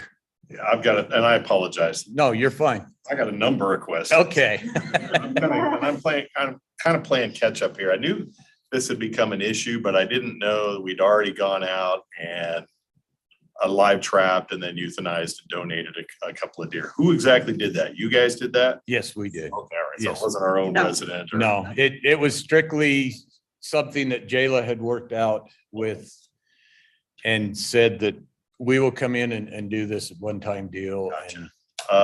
Also, by the way, completely agree with you on the archery or shooting thing. That sounds like a very horrible idea to get tree into it stands? all. It Tree stands. just yeah. makes sense. So what method did you use to euthanize it? Did you use a bolt gun or 22, or what'd you do? So The 2 that we had. they use a 22. We have suppressed 22, so Okay. it's quiet and All right. it doesn't draw attention, which is what we like. The next question you may not know. Sounds like you've been around long enough that you've had exposure, so possibly you know. Do you know how many, or if, or across how long of a time period that you guys have ever received complaint wise about West Valley from residents? To my knowledge, so I haven't been directly involved with this for a couple of years. But to my knowledge, I believe this one incident was the first. Just this recent one? Yes, was the first time that I'd heard anything. Now, I could be wrong, Sure. but, you know, and throughout our days, we're always getting random phone calls, and it's hard to keep track of. Right. You know, I know which cities are, and it's simple. If the city's enrolled in the urban deer program and I get somebody to call me about a problem deer, I just refer them back to the city. And that's what if you decide to enroll in the program, that's what would happen as well. Is we have a West Valley citizen call us. I would say that, you know, they're enrolled in the urban deer program. Usually when you do this, you will establish somebody who'll be the point of contact. We'll give them their number and say, you know, work through them. Now, the other problem that we kind of run into is I get calls from people from cities that are enrolled in the program, and they're frustrated because a lot of times the most heavily damage that occurs is in the spring, summertime. And unfortunately, our rule and our policy does not allow any animals to be killed until August 1st. So that's the beginning date of when you can start removing deer. So, yes, sir. So that's a good point too, that I hadn't even actually really thought about as a question. So in effect, there's kind of a season for this program? There is. August 1st to when? Rule says that we can go until the end of December, but we're trying, but just because it's a rule does not mean that it necessarily needs to be that way. We're trying to compress it. And when the program first started, it was just a blanket August 1st, December 31st. And talking to the other biologists and, you know, and some of the sportsman's group brought it up as well, as they were concerned that some of these migratory deer were being removed, and that's not what we want. So gradually over the years, we've been bringing that date back in. I would say that, and it can be a little bit negotiable, but usually what I would like to see would be from August 1 to probably about no later than about the middle of October. But that'll give you August, September. And the deer are a little harder to catch, but part of the tasks that I was given when the last time I was involved in it is they wanted to see if we could catch deer at that time of year. So me and a coworker, you know, we kind of took it upon us to prove it right. And we got very good at it. We could catch deer on a regular basis. It takes a lot of work and it takes some effort, but it can be done. My other questions, and I promise I'll try to. You're fine. I got as much time as you got. All right. So I read the application pretty in detail and also the checklist. My question is this like a DNR policy, or is this mandated through state statute? State statute set this up? And the reason I ask that are some of these requirements that are on here, like, for example, on the checklist, 1, 2, 3, 4, 5.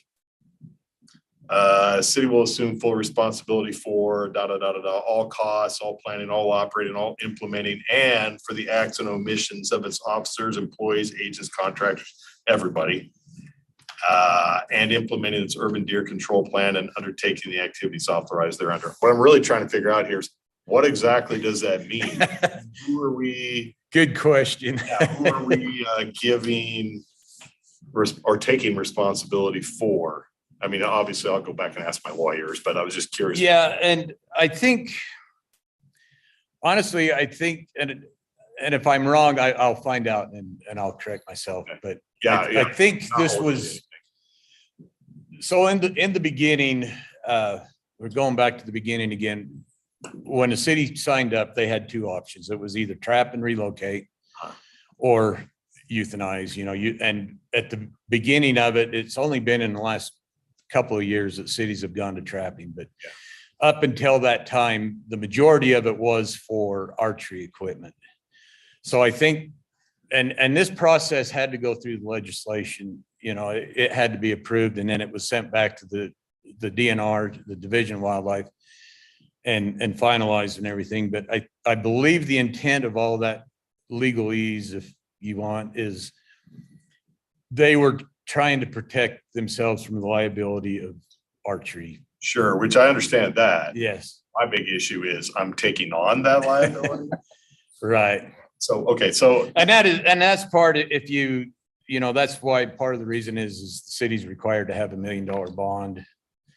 We have, sure. Yeah, obviously. So, but that's part of the reason. And I believe the urban deer rule is going to be up for review. And that is one of the suggestions I'm going to bring up, is if a city just decides to go with the trapping only, I think we can probably reduce some of the requirements and that on that, because short of maybe getting a buck in the trap and somebody who's not careful, you know, about your biggest liability there is somebody has a possibility of getting gored by an antler. Right. And that's something that we can help you with, is how you do that, do it safely. Our biggest, when we were trapping and relocating, our biggest, and we didn't have a lot, but so when we would trap and relocate, what it would require is we would send somebody in the trap. They would mug the deer, they'd get them on their side, we'd hobble them, blindfold them, pull them out, and then process them at that point. You know, there was biological data that we took and whatnot. But it was when that person went in to handle that deer, we had one person unfortunately got kicked in the mouth and lost a couple of teeth, but that's where you're going to be putting the animal down. That's why you don't give them that chance. You collapse it, lay it on their side, and then at that point, they're deemed helpless. So. Okay. On the application, urban deer control plan will consider the following types of removal: lethal and non-lethal. I may have missed something here, but I thought it was. It is, and that's why they're going to revise it, because there's still part of it that reads like we're still transplanting, right? And we're not. It's all lethal now. So that's some of the things I hope that we can get. Okay. So you talked about the current population estimate, so we'd have to go through that process. Correct. And then it says target number for managed resident population. I'm just like. Okay, so I'll be really honest with you. This is a shot in the dark. So you come up with a number. We've got 600 deer in West Valley City. Well, I'm not going to come and prove you wrong. Sure. Because it's a lot of work, you know, and that's why I think, and not to put law enforcement under the bus and give them more work that they've already got, but if, you know, when they're out and when they're out and about, you know, they've got spotlights on their car net, you know, that's the best time to count deer is when it's dark and they're out moving and that, you know, and it's just a quick, there's 10 right there, you know, and so, but yeah, you want to try and get a rough estimate of how many you have. So let's say you come up and you determine that we've got 400 deer in West Valley City. Then what you as a group will have to decide is what's a tolerable level. Yeah. Do we want it down to 200, you know, which would be that would be a good goal. And so when you apply for the COR, it'll be good for 3 years. So. Oh, that was my last question. Yeah. So, you know, if your target number was, say, to remove 300 deer, then you would say, well, we're going to attempt. This is all just numbers. So it's not what might really happen, but we would look at trying to remove 100 deer per year until we achieve that goal. Okay. That's There's no penalty if you don't achieve it. So what if our goal is to only remove complaint situations? So maybe we only remove 3 to 5 a year. Is that a problem? No, that's not a problem at all. What it does is it allows you to handle the problems as they come up.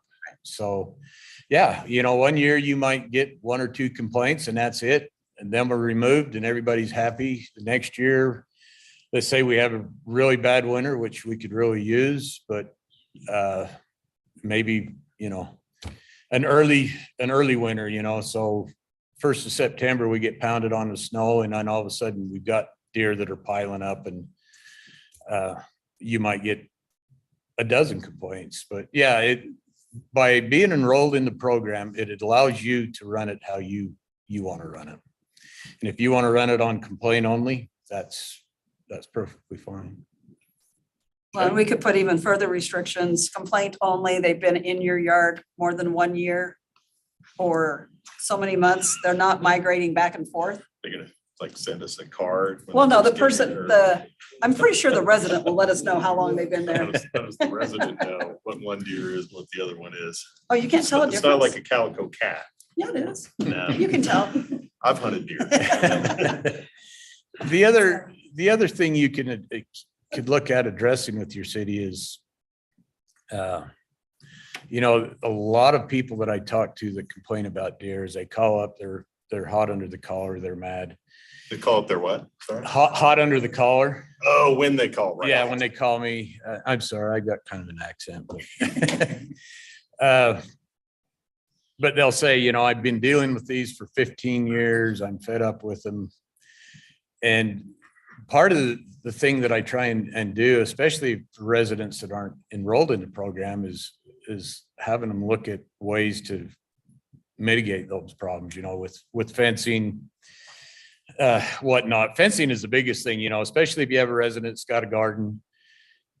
I've been planting a garden for 15 years and they destroy it. And, I bring up to them that where would you be today if you started on this problem 15 years ago? Even if you were to buy, they say, well, fencing is so expensive. And I understand it is, it's extremely expensive, but I encourage people to try and don't eat the elephant all in one bite, just $100 worth of fence every year in 15 years or whatever, you've got the problem solved. So this program is not a cure-all.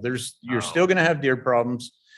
You're still going to have deer collisions, but it's a way for you to try and mitigate through that. I have one last question. Yep. Sorry, then I'll be done. You're good. So if we didn't use this plan, Mhm. and the plan is structured and created by DNR and can be modified from time to time, we get the COR, all of that. But if we don't use that plan and we just had our animal control guys go euthanize a deer, we're basically in violation of the law as it has to do with hunting deer, I would assume. That is correct. Yes. Without going through the proper channels and the certificate, you cannot legally.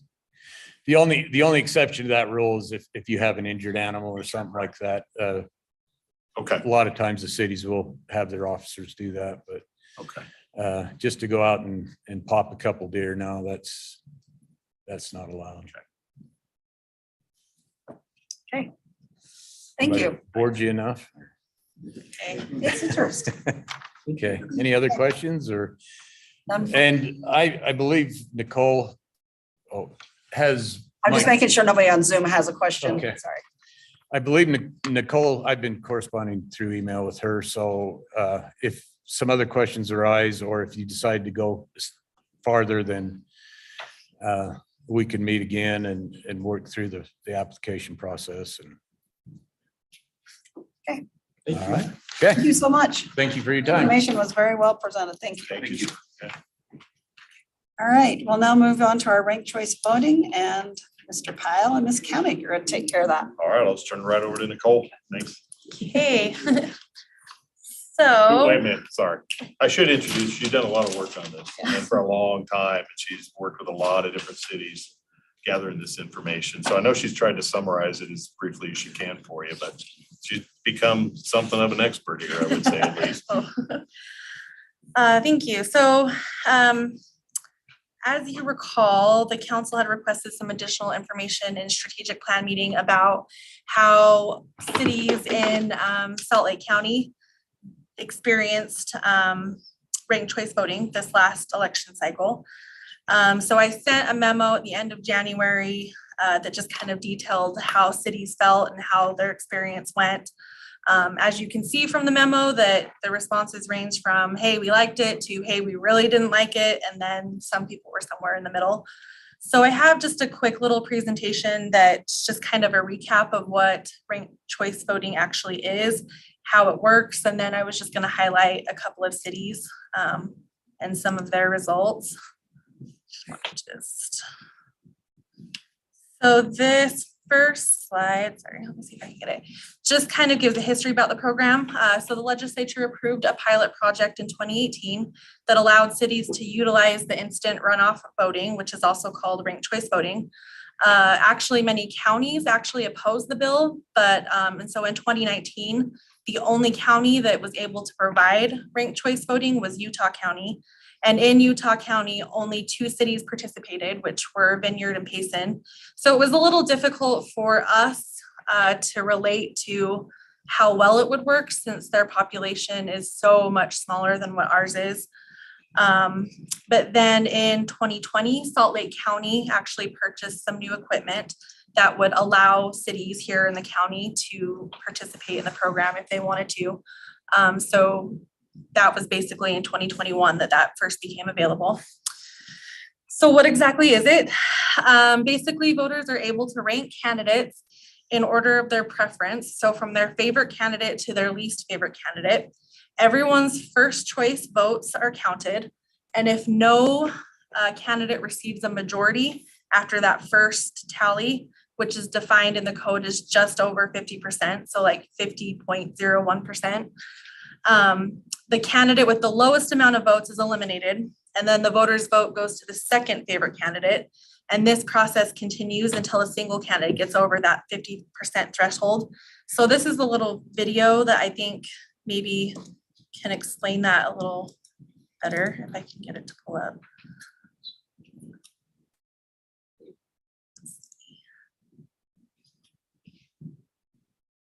Oh, I don't think the sound is working. Election.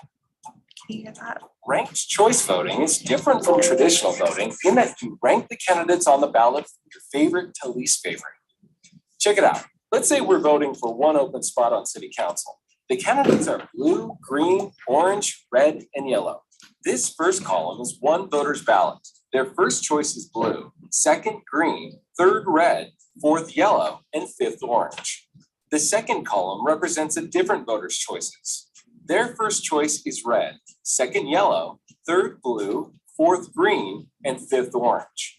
Each column here represents a different voter's ballot. After votes are completed, the candidate who receives more than 50% of first choice votes will be declared a winner. If no candidate receives more than 50% of first choice votes, then we will proceed to round by round ranked choice voting. As you can see here, blue received more than 50% of the votes in the first round, which means they are declared the winner. But what if we're running an election for 2 open city council spots? Here's how that would work. And because blue already won, we won't include them when counting the votes for the second position. In round 1 of counting for the second position, no other color has received more than 50% of the votes. We will proceed to round 2. At this point, the candidate with the fewest votes is eliminated. In this case, orange must be removed. Unlike traditional voting with ranked choice voting, the votes for the eliminated candidate, orange, are transferred to the voter's next preferred candidate. By transferring the votes from orange to their second choice, green receives more than 50% of votes to win. And what if we're going to elect somebody for a third open spot on city council? Here, we'll add orange back in, because they didn't have enough votes to win the second spot, but still have a chance of winning a different open spot. Now, we start the ballot counting over again to fill the third spot. As you can see, red wins as the third color. So although the ballot looks different this year. So that just that would show a multi-race, but the concept is still the same. If no one gets 50% in the first, it goes to the second. Like the person that received the least votes, their votes are redistributed and to the second, and so on until someone gets 50%. So these are the cities in the state that used ranked choice voting this last year. The memo I sent just focuses on the ones here in Salt Lake County, but there were some more in Utah County that participated as well. So I just wanted to highlight a couple. The first is Salt Lake City. So as you can tell from the memo, they liked ranked choice voting. And there's a couple different scenarios that I just wanted to show you. And by they, just to clarify, Nicole, you mean the council? The city council, yeah, organization. exactly. Yes, They were sending out a survey to residents to get feedback, and I asked if I could have those results. I still haven't gotten them yet, but they're planning to send those to you once they're compiled. So in this one, as you can tell, this is one of the ones that's pretty straightforward. So Chris Wharton, he received the majority of the votes right out the bat, so no additional rounds had to be counted. This one was done first round. The second one, this is for District 5. So I'll kind of slow this down. So you can see that there's had to go 2 rounds on this one. So Darren Bano, I don't know how to say that. Hopefully that's right. He didn't win outright because he didn't have over that 50% threshold. So what they had to do is they had to go to round 2. So Vance Hansen, who had the least amount of votes, his ballots were redistributed. So anybody that voted for Vance Hansen as their first choice, their second choice now moves forward and are redistributed to the next candidate. So some went to George Chapman, some went to Amy, and then some went to Darren, which actually put him over that 50% threshold. So that one was done. Didn't have to go any further. So then this last one shows one that had to go the entire process. So again, just slowing it down. So round one, didn't quite have a majority with Alejandro. Round two, Nigel was eliminated. Anybody that voted for him, it went to their second choice. Those votes were redistributed, still no 50%. Went to round three, Daniel was eliminated. So anybody with their third choice now went to these. Round four, finally, he got over that 50% and was declared the winner. So the ranking never really changed. No, in this case, the ranking did not change. It just, as the votes got distributed, he finally got over that 50% threshold. So the next city I wanted to highlight was Sandy, because Sandy definitely had quite the battle with ranked choice. Yeah, they had a whole mess of problems with ranked choice voting. So they had a very close mayoral race, and let me just walk it through here. Sorry. So this will go really fast, but I'm gonna go round by round and kind of go through it. So in round one, you can see that Monica has a lead with Jim really close behind. But what I want to start pointing out here is these inactive ballots at the bottom. So what this means in this first round was that there were 81 ballots that were done incorrectly. So basically, someone marked their first candidate. I mean, there's any number of reasons why ballots wouldn't be counted in this case. Maybe correct ballots that maybe they voted for someone in the down ballot. Yes. Like a council or other thing, but didn't make any choice. Didn't make any choice for on the mayor. mayor. Yep, that's correct. Yeah, that's definitely a possibility. So then you go to round two. And again, it's really close, but actually Jim pulls ahead by just a really small amount. And this candidate's race. But now you have 505 inactive ballots. What they found is this is mostly people who only ranked the first person and just were like, I'm done, I don't care about anyone else, and left their ballots blank. So obviously they just didn't understand the concept. Yeah, they could have of not ranked choice understood the voting. concept, or they just had their one candidate. Ron or nobody. Yeah, it's like, I don't care about anybody Or else. that, yeah. I really And didn't care. interestingly, Yeah. and interestingly too, a lot of feedback was that some of the candidates were going and saying, don't vote for anyone else, just vote for me so that I get over that 50% threshold. And so people were hearing that, which makes no sense. It completely defeats ranked choice voting. They don't understand ranked choice voting. if they're- Exactly. Yeah, so then you go to round four. Again, still very close, you're within 0.1%, but now you have 902 ballots where there's 902 people basically who are no longer having a say in what's going on moving forward. So then you go to round five, again, still really close, but now that number jumps to 1,656. Then you go to round six, again, super close. So is 2,000. this maybe saying, maybe they filled out the top three and they didn't Exactly. care, or the top four? Yep. Because just more and more. Okay. That's more, so when they kind of did the survey afterward, people were just like, I don't care after 3 people. If those top 3 people don't make it, then I don't Or it have. could have been people who just chose one, but it was Brooke that they chose as one, as the one. Sure, yeah, Mhm. right. Yeah, the third or the fourth or the fifth. Yep, so then you keep going. So by the end of round 7, you have Monica, who won by 21 votes total. And there were 4,027 ballots that were not, That weren't. part of that that. didn't make this final decision, basically. Yeah.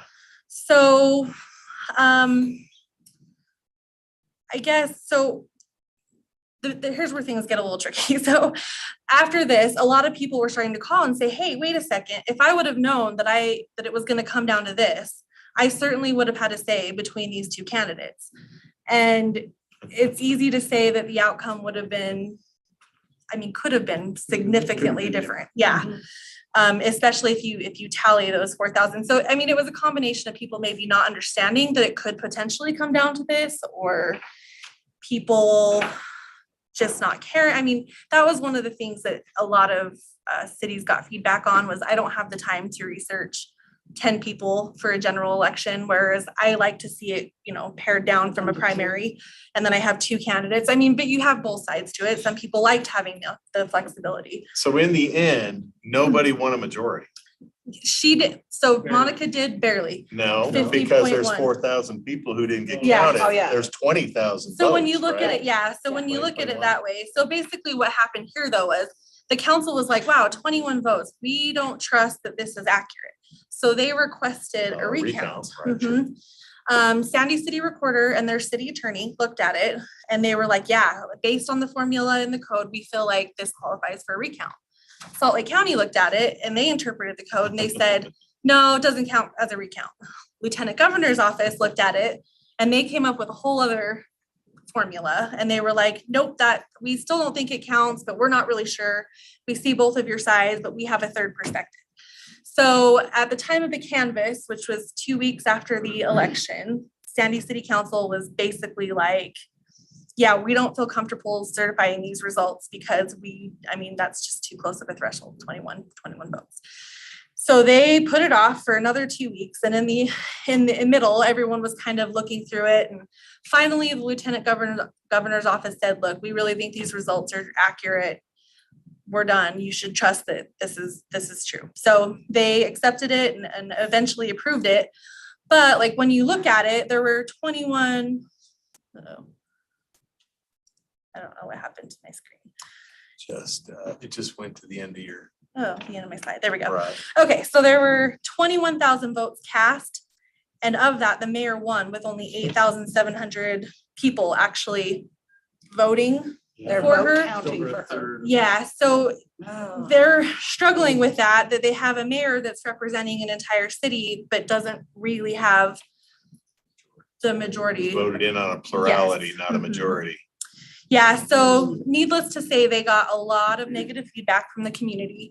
I actually talked to their city recorder a couple weeks ago and she said 97% of the surveys they sent out were negative in response. A lot of people just said they didn't understand it. They didn't like how it worked. It was too complicated.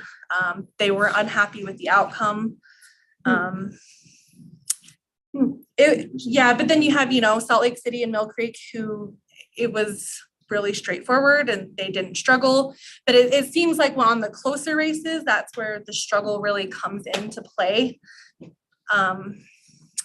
It's interesting. I mean, there's a group out there that's definitely advocating for ranked choice voting. I actually got a presentation a couple weeks ago from a group that opposes it, and they kind of had some interesting points about the math behind it. It's really detailed, and I'm not a math person, so. Lars. Yeah. So, Lars interpret but they for us, really yeah. like break down how it works, how the math applies. They point out that it's really hard to do recounts anyway, just because of the way the equipment works and the system works, and it's just not clear. So in the last legislative session, there was a bill that would have required cities to use this. That bill did fail. There were also some bills that addressed the recount issue.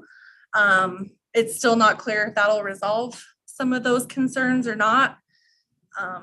But it's kind of a summary. So some cities, I know Draper City also really struggled with it. They had a candidate who wanted a recount, and again, no one could agree on. Yeah, and it was interesting because the Draper City Recorder and their city attorney talked to the Sandy City Recorder and their city attorney, and they came up with a whole different solution to the math.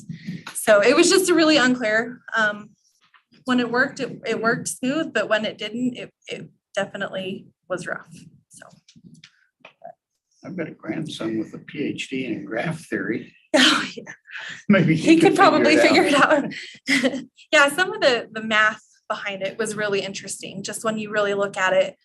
I think another concern that people were expressing was having a hard time understanding, and there was a lot of minorities and senior citizens who were looking at this and I don't understand what I'm supposed to do, so I'm either not going to vote or I'm going to fill it out how I think it's supposed to be filled out, which may or may not be accurate.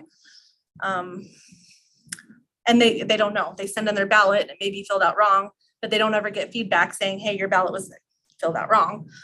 So So, if I send my ballot in and it's not got the proper signature, yeah, they send it back to Yes, me and say, mhm. sign it. But they don't do any of that on ranked choice. They don't send it back and say, hey, take a week, fill this out properly and send it back to no, us. if your signature doesn't match, they would still do the same thing. Right. They would say your signature doesn't match what's on file, but they wouldn't say, hey, listen, you have to rank all the candidates, or hey, you Yeah. filled the first one in and the fourth one in, but you forgot to do 2 and 3, or Okay. they So there's don't, no oversight there's no like that. correction, yeah. Okay.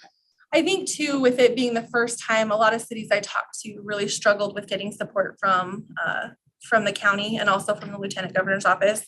They kind of felt like they were out there trying to figure it out on their own and hoping that they were doing it right. I mean, again, when it was easy, it worked and it was great, but when the races were closer, that's when it got a little fuzzy. So, And then are there any that said there's absolutely no way we're ever doing this again? Sandy, Sandy said Yeah. we'll never do it again. unless the code changes significantly and they Okay. feel confident, but they felt like they would like to see it work like for someone else perfectly and Before they yeah, try. before they even go down that path. But I think the whole council, from what I've heard, is just really like, we don't even want to go there. And the residents are really unhappy with it too. So Draper residents also were unhappy for whatever reason. I mean, they didn't have like a super contentious one like Sandy, Right. but when they sent out the survey, they got a lot of negative feedback from their residents.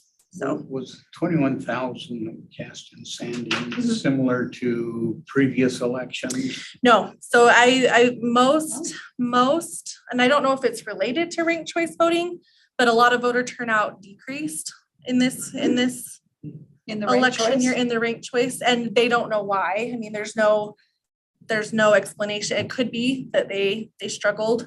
Well, it increased only in ranked choice voting No, or it decreased. decreased? Yeah, so voter Oh, turnout misheard. decreased. Mhm. So Just in when- those cities though, not overall. I haven't Compare it to compared. the I have, overall, yeah. I haven't compared it to overall because I just reached out to those that did ranked choice voting and asked them, hey, what was your voter turnout previously? What was it? Did it go up? Did it go down?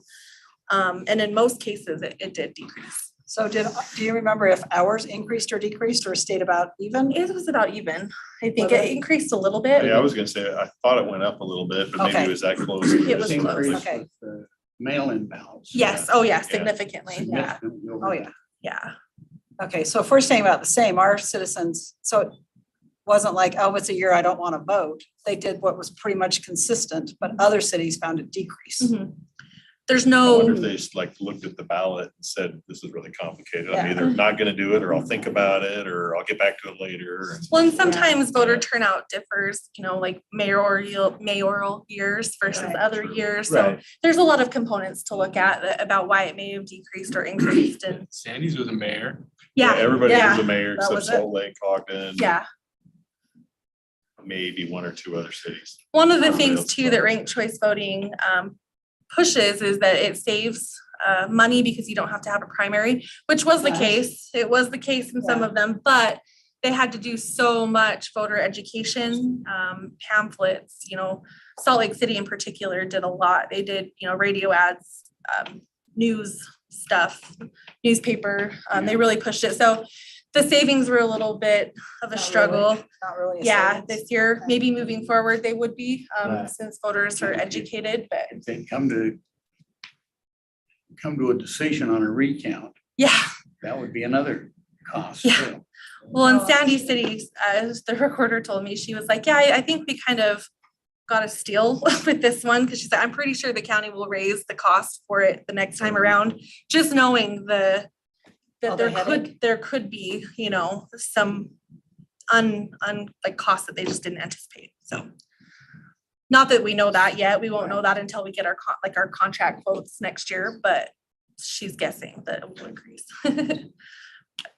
And Miss Swenson is not running for reelection, or is she? She's not, nope, Yeah, she's so- retired, yeah. She's like, So it'll, who knows? Joyce, what- right, I'm done. Ranked choice, I'm done, I'm out. Yeah, like I Okay. said, Utah County is the only county recorder that's really been on board with it. Okay. But yeah, I mean Vineyard, which is it's a really small town, but they love it. Again, it's kind of hard to compare, but their residents like it. Okay. Well, thank you. All right, we're a little running over, so anybody have any problems with the council calendar? We are starting Hump Day Buffet tomorrow. No, it's coming right up, May 4th. May 4th. Yeah, May 4th, not, okay. It's on the calendar for April 6th. We'll fix that. Was it? Oh, Uh-huh. okay. Yeah, no, it's May 4th. Yeah, I was getting ready It's a for little tomorrow. cold. Yeah, getting ready for dinner tomorrow. Tell me what that is Okay. later. Yeah. Okay, any other issues with that? Yeah, everybody else is. Seeing none, potential future agenda items? I've got two. Okay, Can we, Parks and Rec, can you do some homework on disc golf courses, disc. Frisbee golf, Oh. and what it would cost and opportunities in our parks to install one of those or multiple of those? We actually have done that already. In fact, the county park down at the river that's currently in plans is planning on installing one. I don't know if that takes care of the desire or not. Well, I'd like to know what it costs. And then other opportunities. But we've got a lot of park space. It'd be fun to maybe closer than down by the riverfront. And then number two is we're past first quarter. Just wonder if we could get an update from Wayne on our strategic plan. Sent it out update, to you a week or two ago. including KPIs. I sent it out a week or two ago. You You should did? have it. Yep. Can we have a strategic or a study meeting report from you? Sure. Okay, that sounds good. Anything else? I have to look up there. Mr. Hun? Yes, thank you, Mayor. In the meeting, strategic planning meeting last January, No question. We can't hear you, Tom. you know, we had a meeting Errol, last we're getting the other January, meeting ready. strategic Oh. planning meeting. Can you hear me? Okay, we'll have to hang on and let somebody get here to help us out. Jim, you're going to get Kush. Okay, give us just 1 minute. Hey, Will, will you test us on the other side? Can we hear you? Yeah, I can hear Tom. Nope. All right. So it's gotta be this.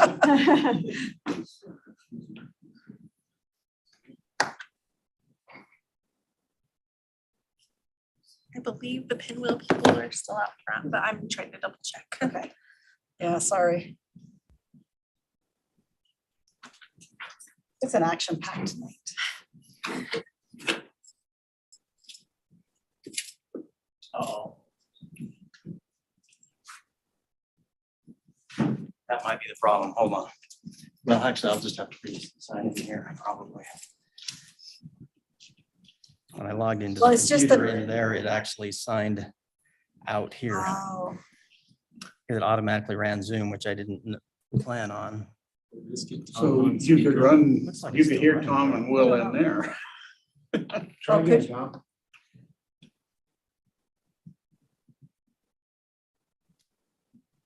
Can you hear us, Tom? Yeah, I can hear you. yes. okay, we can hear you now. Okay. Okay, go ahead. Okay, the strategic planning meeting last January, 4 months ago, we talked about Maverick Center. And would love to see the financial statement so we can make a wise decision about this. First, a second thing about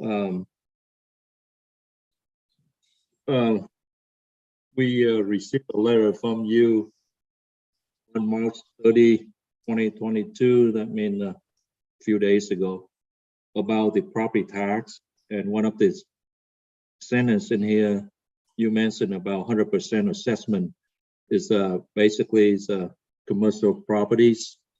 The Baron is 100% of that and 40% of the residential. So I'm thinking about the shopping center. We talked about it last time. We tried to bring it up, and so we can discuss about it. I believe last time Will Weston want to do that.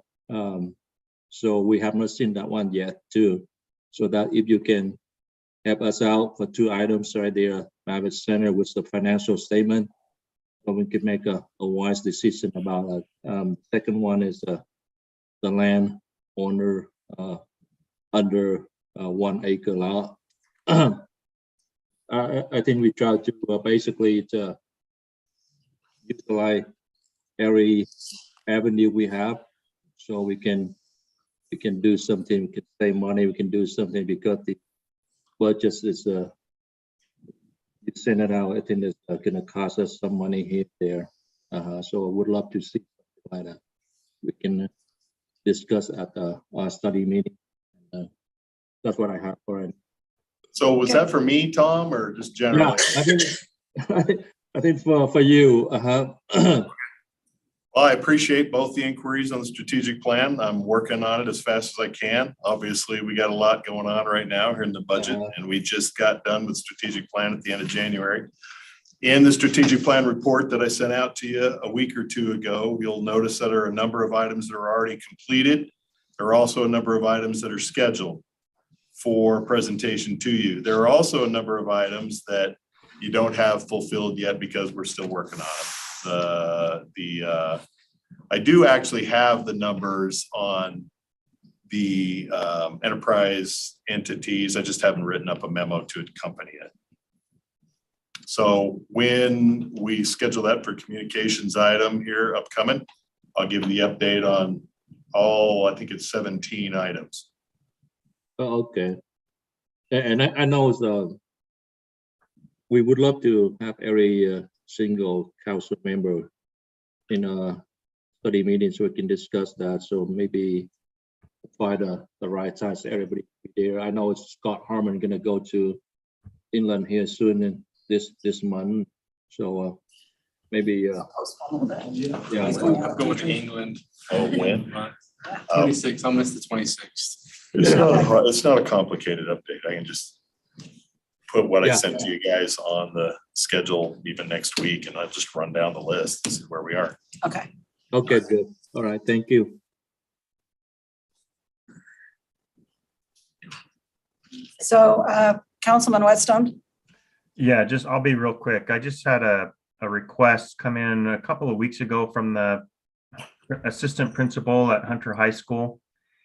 And he had a question about the red and white tower out there that it seems like the students, I wasn't aware of this, but the students are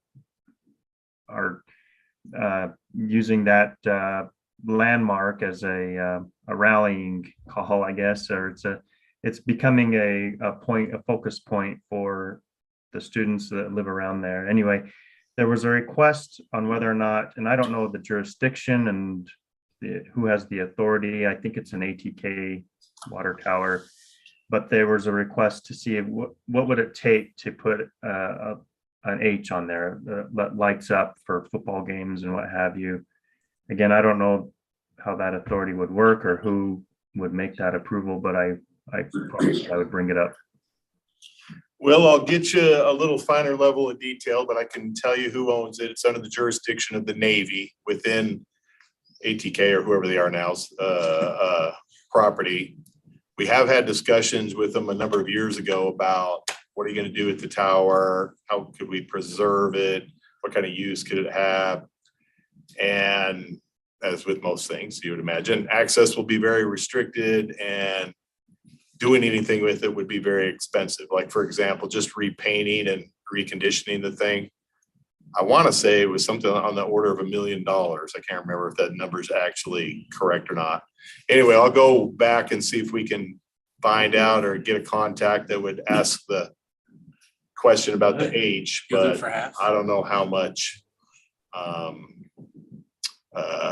viability we would have in being able to do that. But I'll get you further detail from what those past conversations were.